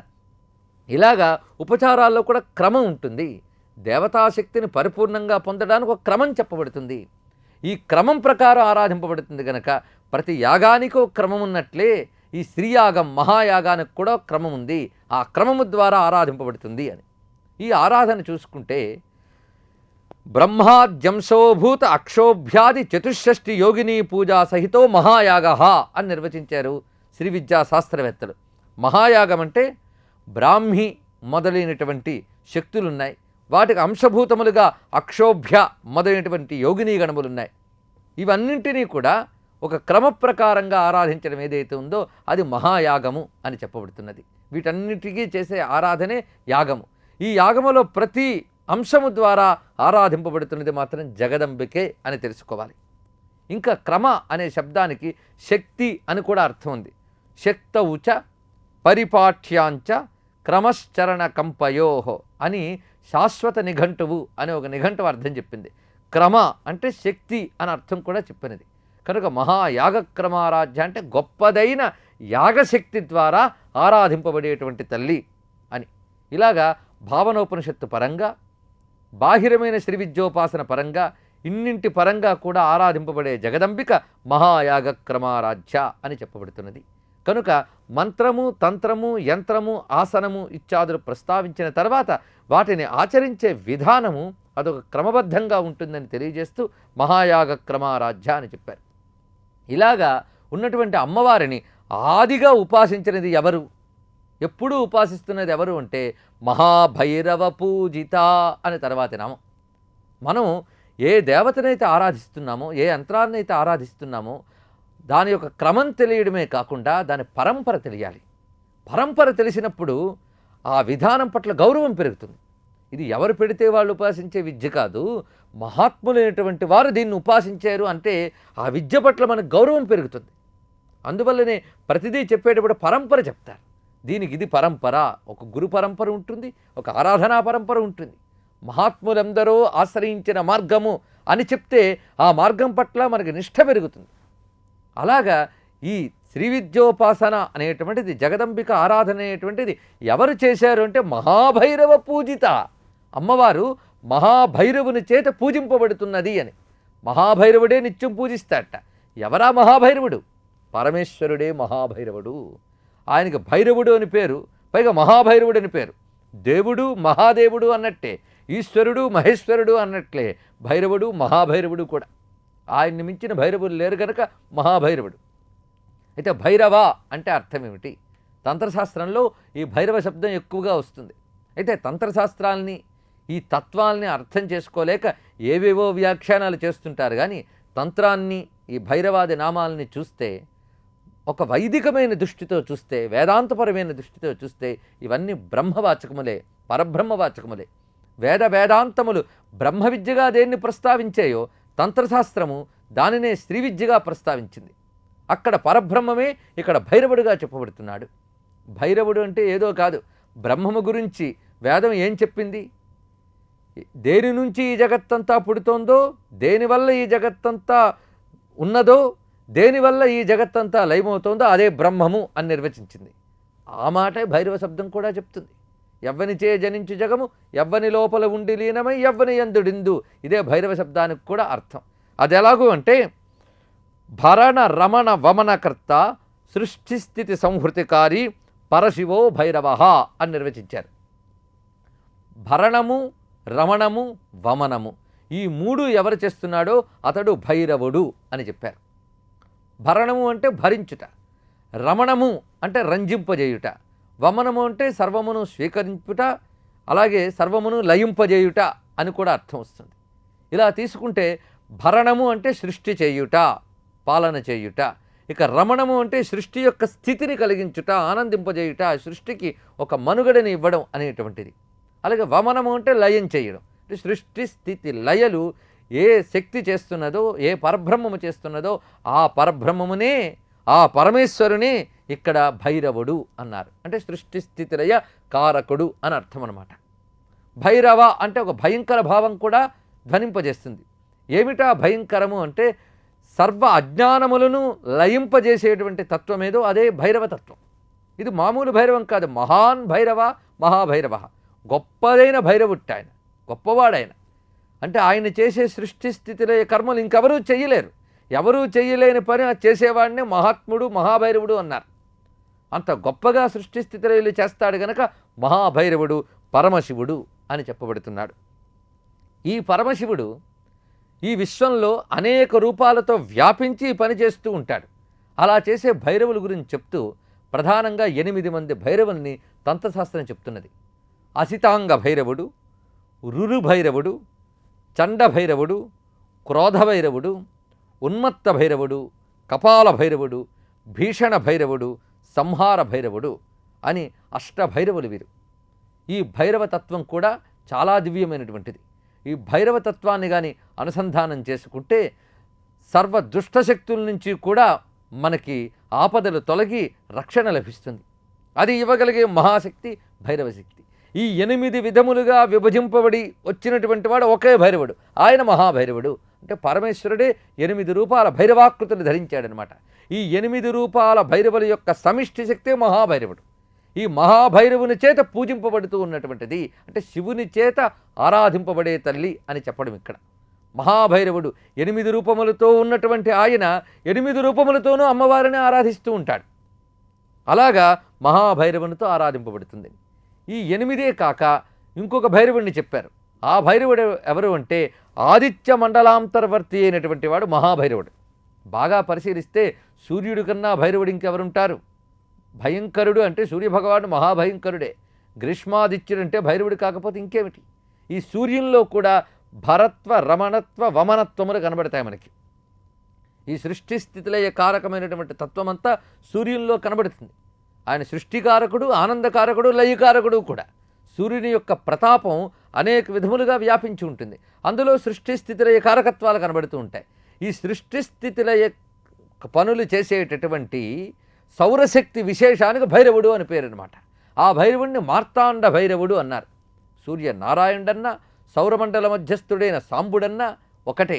ఆ శక్తే మహాభైరవము, మార్తాండ భైరవము అని. ఇన్ని విధములుగా ఉన్నటువంటి భైరవ శబ్దవాచ్యముగా చెప్పబడుతున్న పరమేశ్వరి స్వరూపములన్నీ కలుపుకున్న మహాభైరవం. ఆ మహాభైరవుడి చేత ఆరాధింపబడుతున్నది. జగద్వ్యాపకమైనటువంటి పరమేశ్వరుడు ఆ శక్తిని నిరంతరం ఆరాధిస్తాడు. ఆయనే అమ్మవారిని ఆరాధిస్తాడట. అమ్మవారు అయ్యవారిని ఆరాధించడం, అయ్యవారు అమ్మవారిని ఆరాధించడం అనేటటువంటిది నిరంతరం ఉన్న సంప్రదాయం. తంత్రశాస్త్రములన్నీ కూడా శివుడే చెప్పేట. తంత్రశాస్త్రములన్నీ అంటే శాక్తేయములైన తంత్రముల గురించి ఇక్కడ ప్రస్తావిస్తున్నాను. శాక్తేయములైన తంత్రశాస్త్రములన్నిటికీ గురువు పరమేశ్వరుడే. ఎందుకంటే అమ్మ గురించి బాగా చెప్పగలిగేది ఆయన, అలాగే అయ్య గురించి బాగా చెప్పగలిగేది అమ్మ. ఇక్కడ ఆరాధన అంటే తత్వానుసంధానమే ఆరాధన. ఆ తత్వాన్ని తనలో అనుసంధానింపజేసుకోవడం ఆరాధన. అమ్మవారికి అయ్యవారికి అభిన్నతే కనుక అమ్మవారి యొక్క కళ, అమ్మవారిని ఆరాధించే విధానం ఈ జగత్తుకు ఉపదేశించినటువంటి ఆదిగురువు పరమేశ్వరుడు. కనుకనే మొదట ఆయనే పూజించేట. పూజించితే ఆ పద్ధతి మనందరికీ తెలిసింది. కనుక మహాభైరవ పూజిత అని చెప్పారు. హరిబ్రహ్మాదీనామపి నికట భజామ సులభం ఇత్యాది శ్లోకాల్లో చెప్పినట్లుగానే శివశక్త్యాయుక్తో యది భవతి శక్త ప్రభవితం నచేదేవం దేవో నఖలు కుశల స్పందితమపి అతస్త్వామారాధ్యాం హరిహర విరించాదిభిరపి అన్నారు. హరిహర విరించాదులు అందరి చేత ఆరాధింపబడేది తల్లి. అందులో మహాభైరవుడు సాక్షాత్ పరమేశ్వరుడి చేత ఆరాధింపబడుతున్నది. అంటే సమస్త దేవతల చేత కూడా ఆరాధింపబడేటువంటి పరాశక్తి అని. దీని గురించే మనకి పద్మపురాణంలో చెప్తూ శంభు పూజయతే దేవీం మంత్రశక్తిమయీం శుభాం అక్షమాలాం కరే ధృత్వా న్యాసేనైవ భవోద్భవ అని చెప్పారు. శంభుడు నిరంతరం అమ్మవారిని పూజిస్తూ ఉంటాడట. అది కూడా అక్షమాలాంకరే ధృత్వా, అక్షమాలను చేతిలో పట్టుకుని అమ్మవారి మంత్ర జపం చేస్తూ ఆరాధన చేస్తుంటాడు. అంటే అమ్మవారి స్వరూపము, మంత్రము, యంత్రము, యంత్ర దేవతలు, జపించవలసిన మాలా విధానము, కూర్చొనవలసిన విధానము ఇదంతా ఉపదేశించిన వాడు పరమేశ్వరుడే. అలా నిత్యం ఆరాధిస్తూ ఉంటాడని పద్మపురాణం చెప్పింది. అందువల్లనే మహాభైరవ పూజిత అన్నారు. అంతేకాదు లలితాదేవి ప్రాదుర్భావం ఎందువల్ల జరిగింది? మహాయాగ క్రమం వల్లనే వచ్చినది అమ్మవారు. ఈ మహాయాగం చేసిన వాడెవరు? శంకరుడే చేశాడు. ఆ విషయం బ్రహ్మాండ పురాణంలో లలితోపాఖ్యానం చాలా స్పష్టంగా చెప్పింది. మహాశంభునాథో మహాయాగేన చిదగ్నికుండాత్ లలితాం ప్రాదుర్భావయామాస అని బ్రహ్మాండ పురాణంలో లలితోపాఖ్యానం చెప్తున్న విషయం. మహాశంభునాథుడు ఆయనే ఇక్కడ మహాభైరవుడు. ఆయన మహాయాగము ద్వారా చిదగ్నికుండము నుంచి లలితాదేవిని ప్రాదుర్భావము చేయించాడు అన్నారు. ఇక్కడ మహాయాగేన అన్నప్పుడు మహాయాగ క్రమారాధ్య చెప్పింది. మహాశంభునాథ అని చెప్పిన నామానికి గాను మహాభైరవ పూజిత అని ఇక్కడ చెప్తున్నారు. ఆ మహాభైరవుడు ఈ చిదగ్ని ద్వారా ఆరాధించి అమ్మవారిని ఆవిష్కరింపజేశాడు అని. ఆ విధంగా మహాభైరవుడైనటువంటి ఆ సదాశివుని చేత ఆరాధింపబడిన జగదంబిక, ఆ తల్లికి నమస్కారము. మహేశ్వర మహాకల్ప మహాతాండవ సాక్షిణి, ఇది ఒకే నామం. అంతేగాని మహేశ్వర మహాకల్ప మహాతాండవ సాక్షిణి అని విరిచి చదవరాదు. మహేశ్వర మహాకల్ప మహాతాండవ సాక్షిణి. మహేశ్వరుడు మహాకల్పంలో చేసే మహాతాండవానికి సాక్షిగా ఉండి దర్శించే తల్లి అని చెప్తున్నారు. ఇక్కడ 3 మహాశబ్దాలున్నాయి: మహేశ్వర, మహాకల్ప, మహాతాండవ. అంటే ఈయన సామాన్యమైన ఈశ్వరుడు కాడు అనేటువంటిది మహేశ్వర శబ్దం తెలియజేస్తే, ఇది సామాన్యమైన కల్పము కాదు అనేది మహాకల్పం తెలియజేస్తుంది. అది సామాన్యమైన తాండవం కాదు అని చెప్తుంది మహాతాండవం. కనుక స్వామి మహేశ్వరుడు, సమయం మహాకల్పం, చేసేది మహాతాండవం. ఇక్కడ మహేశ్వరుడు అంటే సర్వ ఈశ్వరులకు ఈశ్వరుడెవడో అతడు మహేశ్వరుడు. అంటే సర్వ జగత్తుని, సర్వ ప్రకృతి శక్తుల్ని శాసించే పరమేశ్వరుడే మహేశ్వరుడు. ఆ మహేశ్వరుడు మహాకల్పంలో తాండవం చేస్తున్నట్ట. మహాకల్పం అంటే ఏమిటి? కల్పం అంటే తెలిస్తే మహాకల్పం తర్వాత తెలుస్తుంది. అసలు కాల విభజన జరిగేటప్పుడు సూర్యచంద్రాదుల గమనాన్ని అనుసరించి మనం లెక్క కడుతూ ఉంటాం. పగలు రాత్రి అనేటువంటిది, ఈ రెండు కలిపితే ఒక దినం. అలా ఏర్పడినటువంటివి ఒక 15 అయితే పక్షం, 30 అయితే ఒక నెల రోజులు, అలాంటివి 12 అయితే ఒక సంవత్సరం. ఇలా లెక్క వేసుకుంటూ వస్తూ ఉంటే ఒక్కొక్క యుగానికి కొన్ని సంవత్సరాలు చెప్పారు. అలాగ 4 యుగాలు ఉన్నాయి మనకి: కృత, త్రేత, ద్వాపర, కలి అనేటువంటిది. ఆశ్చర్యకరమైన కాల విభజన మనకు చెప్పబడింది. ఇలా ఉండేటువంటి మహాయుగము, ఒక మహాయుగం అంటే 4 యుగాలు కలుపుకుని ఒక మహాయుగం అన్నమాట. ఇలాంటి మహాయుగాలు కూడా 71 కానీ అయితే ఒక మన్వంతరం. అలాంటి మన్వంతరాలు 14 అయితే ఒక కల్పం అన్నారు. అలాంటి కల్పాలు కానీ 100 అయితే అది మహాకల్పం. ఒక కల్పం బ్రహ్మదేవుడికి ఒక పగలు, అలాగే మళ్ళీ అంత సమయం రాత్రి ఉంటుందన్నమాట. ఇలా లెక్క తీసుకుంటే మొత్తం 100 కల్పాలు పూర్తవ్వాలి. అయితే అప్పుడు ఒక మహాకల్పం అవుతుంది. దానితో ఒక బ్రహ్మగారి జీవితం పూర్తయిపోతుంది. ఇలాగ మహాకల్పంలో వచ్చేది ఏదో అది మహాప్రళయం. అది ఆ సమయంలో బ్రహ్మలు పోతున్నారు.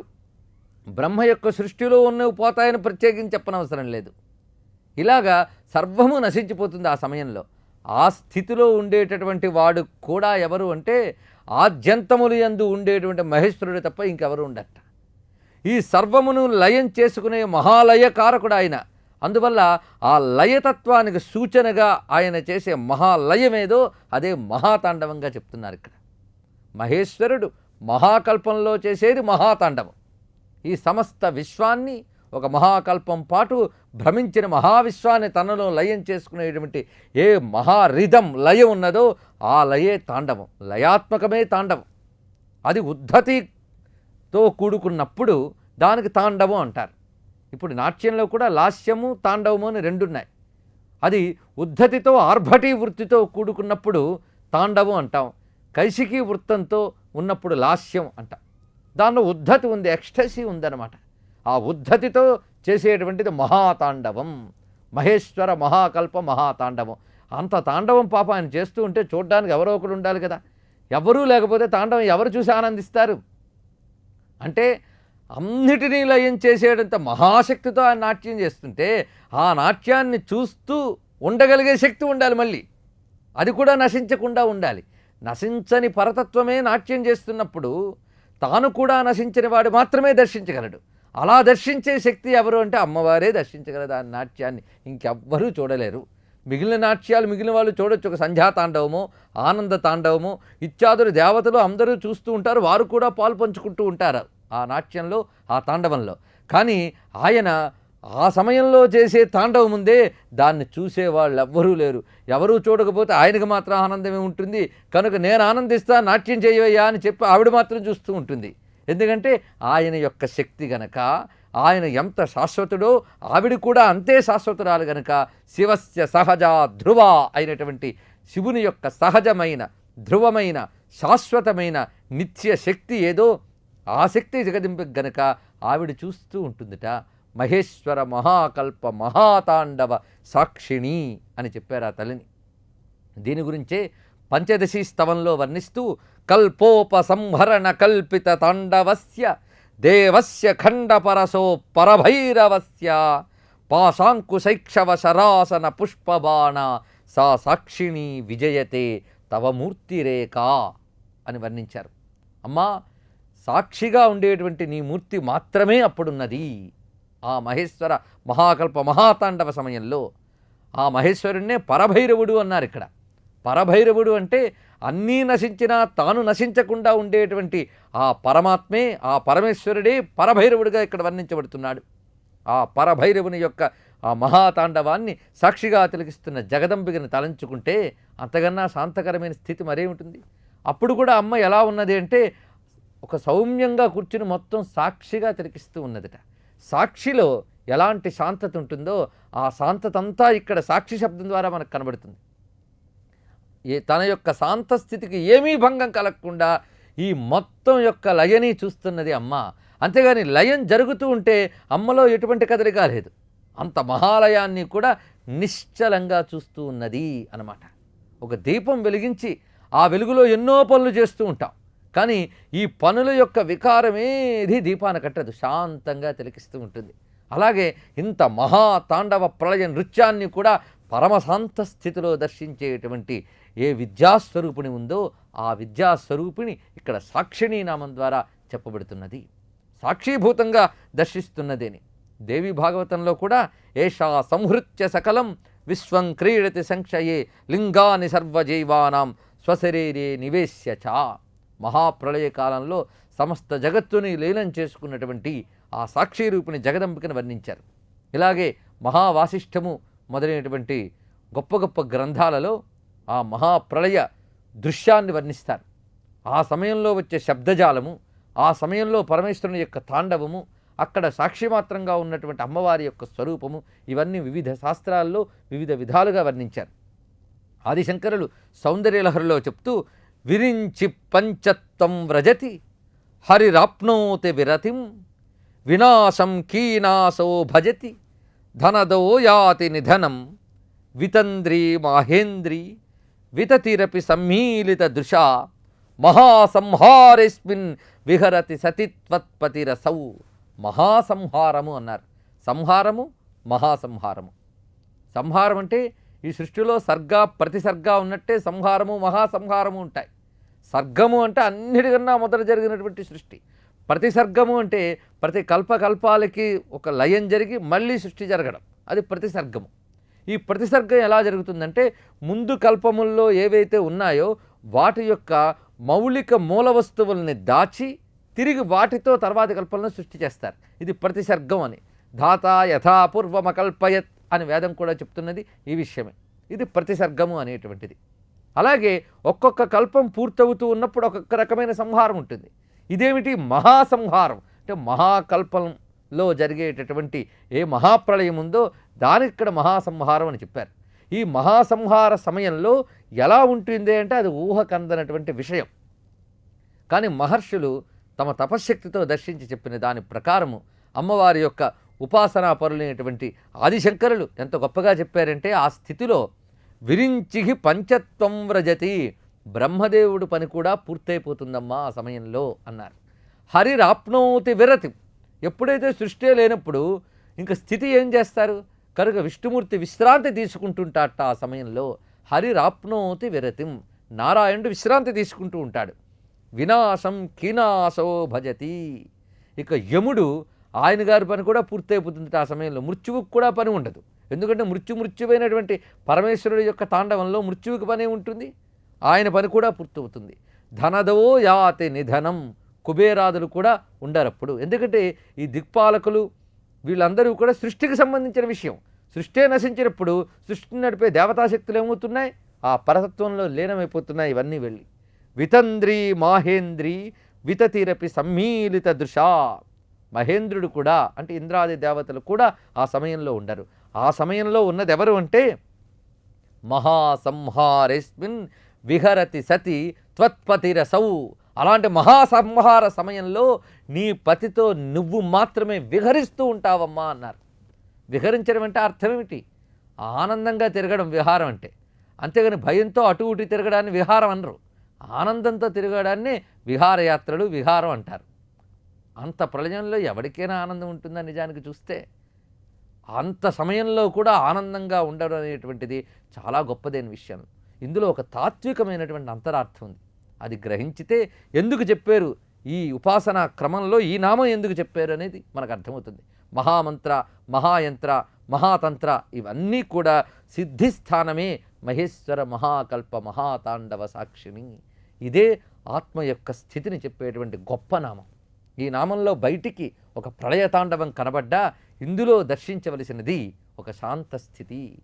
ఆ శాంతస్థితిని వర్ణిస్తూ ఆదిశంకరులు సౌందర్యలహరిలో ఇలా చెప్పడమే కాక శివానందలహరిలో కూడా ఎంత చక్కగా చెప్పారంటే, కిం భ్రూమస్తవ సాహసం పశుపతే కస్యాస్తి శంభో భవద్ధైర్యం చేదృశమాత్మన స్థితిరయం చాన్యై కథం లభ్యతే భ్రశ్యద్దేవగణం త్రసన్మునిగణం నశ్యత్ ప్రపంచంలయం పశ్యన్ నిర్భయ ఏక ఏవ విహరతి ఆనందసాంద్రో భవాన్ అని అంటారు. కిం బ్రూమస్తవ సాహసం పశుపతే. ఆ మహాభైరవుడు మహేశ్వరుడు ఆయన్ని ఉద్దేశించి అంటున్నారు, ఓ పశుపతి, నీ యొక్క సాహసాన్ని ఏమని వర్ణించాలయ్యా అన్నారు. అంతేకాక ఆ సాహసంలో ఉన్నటువంటిది ఏమిటంటే ధైర్యం, ఇంకొకటి ఆత్మన స్థితిరియం, ఇంకా చివరికి ఏం చెప్పాడు, ఆనంద సాంద్రహ. ఎంత చక్కగా వర్ణించారు. ఈ సాహసం కానీ, ఈ ధైర్యం కానీ, ఆ ఆత్మస్థితి కానీ, ఆ ఆనంద సాంద్రత కానీ ఇంకెవరికుంటా అయ్యా నీకు తప్ప అన్నారు. దానికి ఉదాహరణ ఏమిటి అంటే, ఆ మహాప్రళయంలో ఏం జరుగుతోంది, భ్రశ్య దేవగణం త్రసన్మునిగణం నశ్యత్ ప్రపంచంలయం. దేవతలందరూ భయపడి పారిపోతూ ఉంటారు, నాశనమైపోతూ ఉంటారు. త్రసన్మునిగణం, మహర్షులు కూడా భయవిఫలవుతూ ఉంటారు. ఇంకా ప్రపంచం గురించి చెప్పేదేముంది, నశ్యత్ ప్రపంచంలయం. ఇంత జరుగుతున్నప్పుడు కూడా తన యొక్క ఆనందానికి ఏమాత్రము కొరత లేకుండా నువ్వు ఒక్కడివే విహరిస్తూ ఉంటావయ్యా. ఆనంద సాంద్రహ అన్నారు. మళ్ళీ మామూలు ఆనందం కాదుట, ఒక పలచదనం లేనటువంటి చిక్కనైన ఆనందంతో దృఢంగా సాహసంగా ఉన్నటువంటి ఆత్మస్థితి నీదేనయ్యా అని చెప్పాడు ఆయన. అటువంటి ఆత్మస్థితిలో ఉన్నటువంటి పరమేశ్వరుని యొక్క శక్తే సాక్షిణి అయినటువంటిది. అంటే ఇంత చేస్తున్నాడు కానీ ఆయన మాత్రం నిశ్చలంగానే ఉన్నట్ట, ఆనంద స్థితికి ఏమాత్రం భంగం కలగకుండా ఉన్నట్ట. కనుక ఆయన యొక్క సహజ స్థితి ఏదో అది ఇక్కడ సాక్షిణి అనే నామం ద్వారా వ్యవహరింపబడుతున్నది. ఆ సహజ స్థితి ఏమిటి, ఆత్మన స్థితి అని మాట వేశారు గురువుగారు. ఆత్మన స్థితి అనేది అర్థమైతే అక్కడ వేదాంతాన్నంతటినీ మిళితం చేశారు. అది గ్రహించాలి. ఎవరు ఆత్మస్థితి ఎందుంటారో వారి ఆనందం ఎప్పుడూ చెక్కు చెదరదు. కనుక ఆత్మని అందుకున్నవాడు నిత్యం ఆనందంగానే ఉంటాడు. ఆత్మకి భిన్నమైనవన్నీ నశించిపోతేనే ఆత్మ మిగిలి ఉంటుంది. ఆ మిగిలిన ఆత్మతో తాదాత్మ్యం చెందినవాడే మోక్షాన్ని పొందుతాడు. ఆ మోక్ష పదవిలో ఉండేటటువంటి ఏ ఆనంద అనుభవ స్థితి ఉందో అదే మహేశ్వర మహాకల్ప మహాతాండవ సాక్షిణి అని వర్ణించబడినటువంటిది. ఆ సాక్షిణి అయినటువంటి ఆ ఆత్మస్వరూపిణి అయిన జగదంబికని ఇందులో వర్ణించారు. ఎవరైతే ఆత్మస్థితిని చేరుకుంటారో వారికి తెలుస్తుంది ఈ సృష్టి అంతా నశించిపోయేదే అని. ఆ నశించిపోవడానికి కేవలం ఆటగా చూస్తూ దాని యొక్క వికారములేవి హృదయానికి అంటకుండా ఉండేటువంటి ఆ దివ్య పరమాత్మ శక్తి ఏదైతే ఉందో ఆ జగదంబిక మహేశ్వర మహాకల్ప మహాతాండవ సాక్షిని. ఆ అమ్మకు నమస్కారము.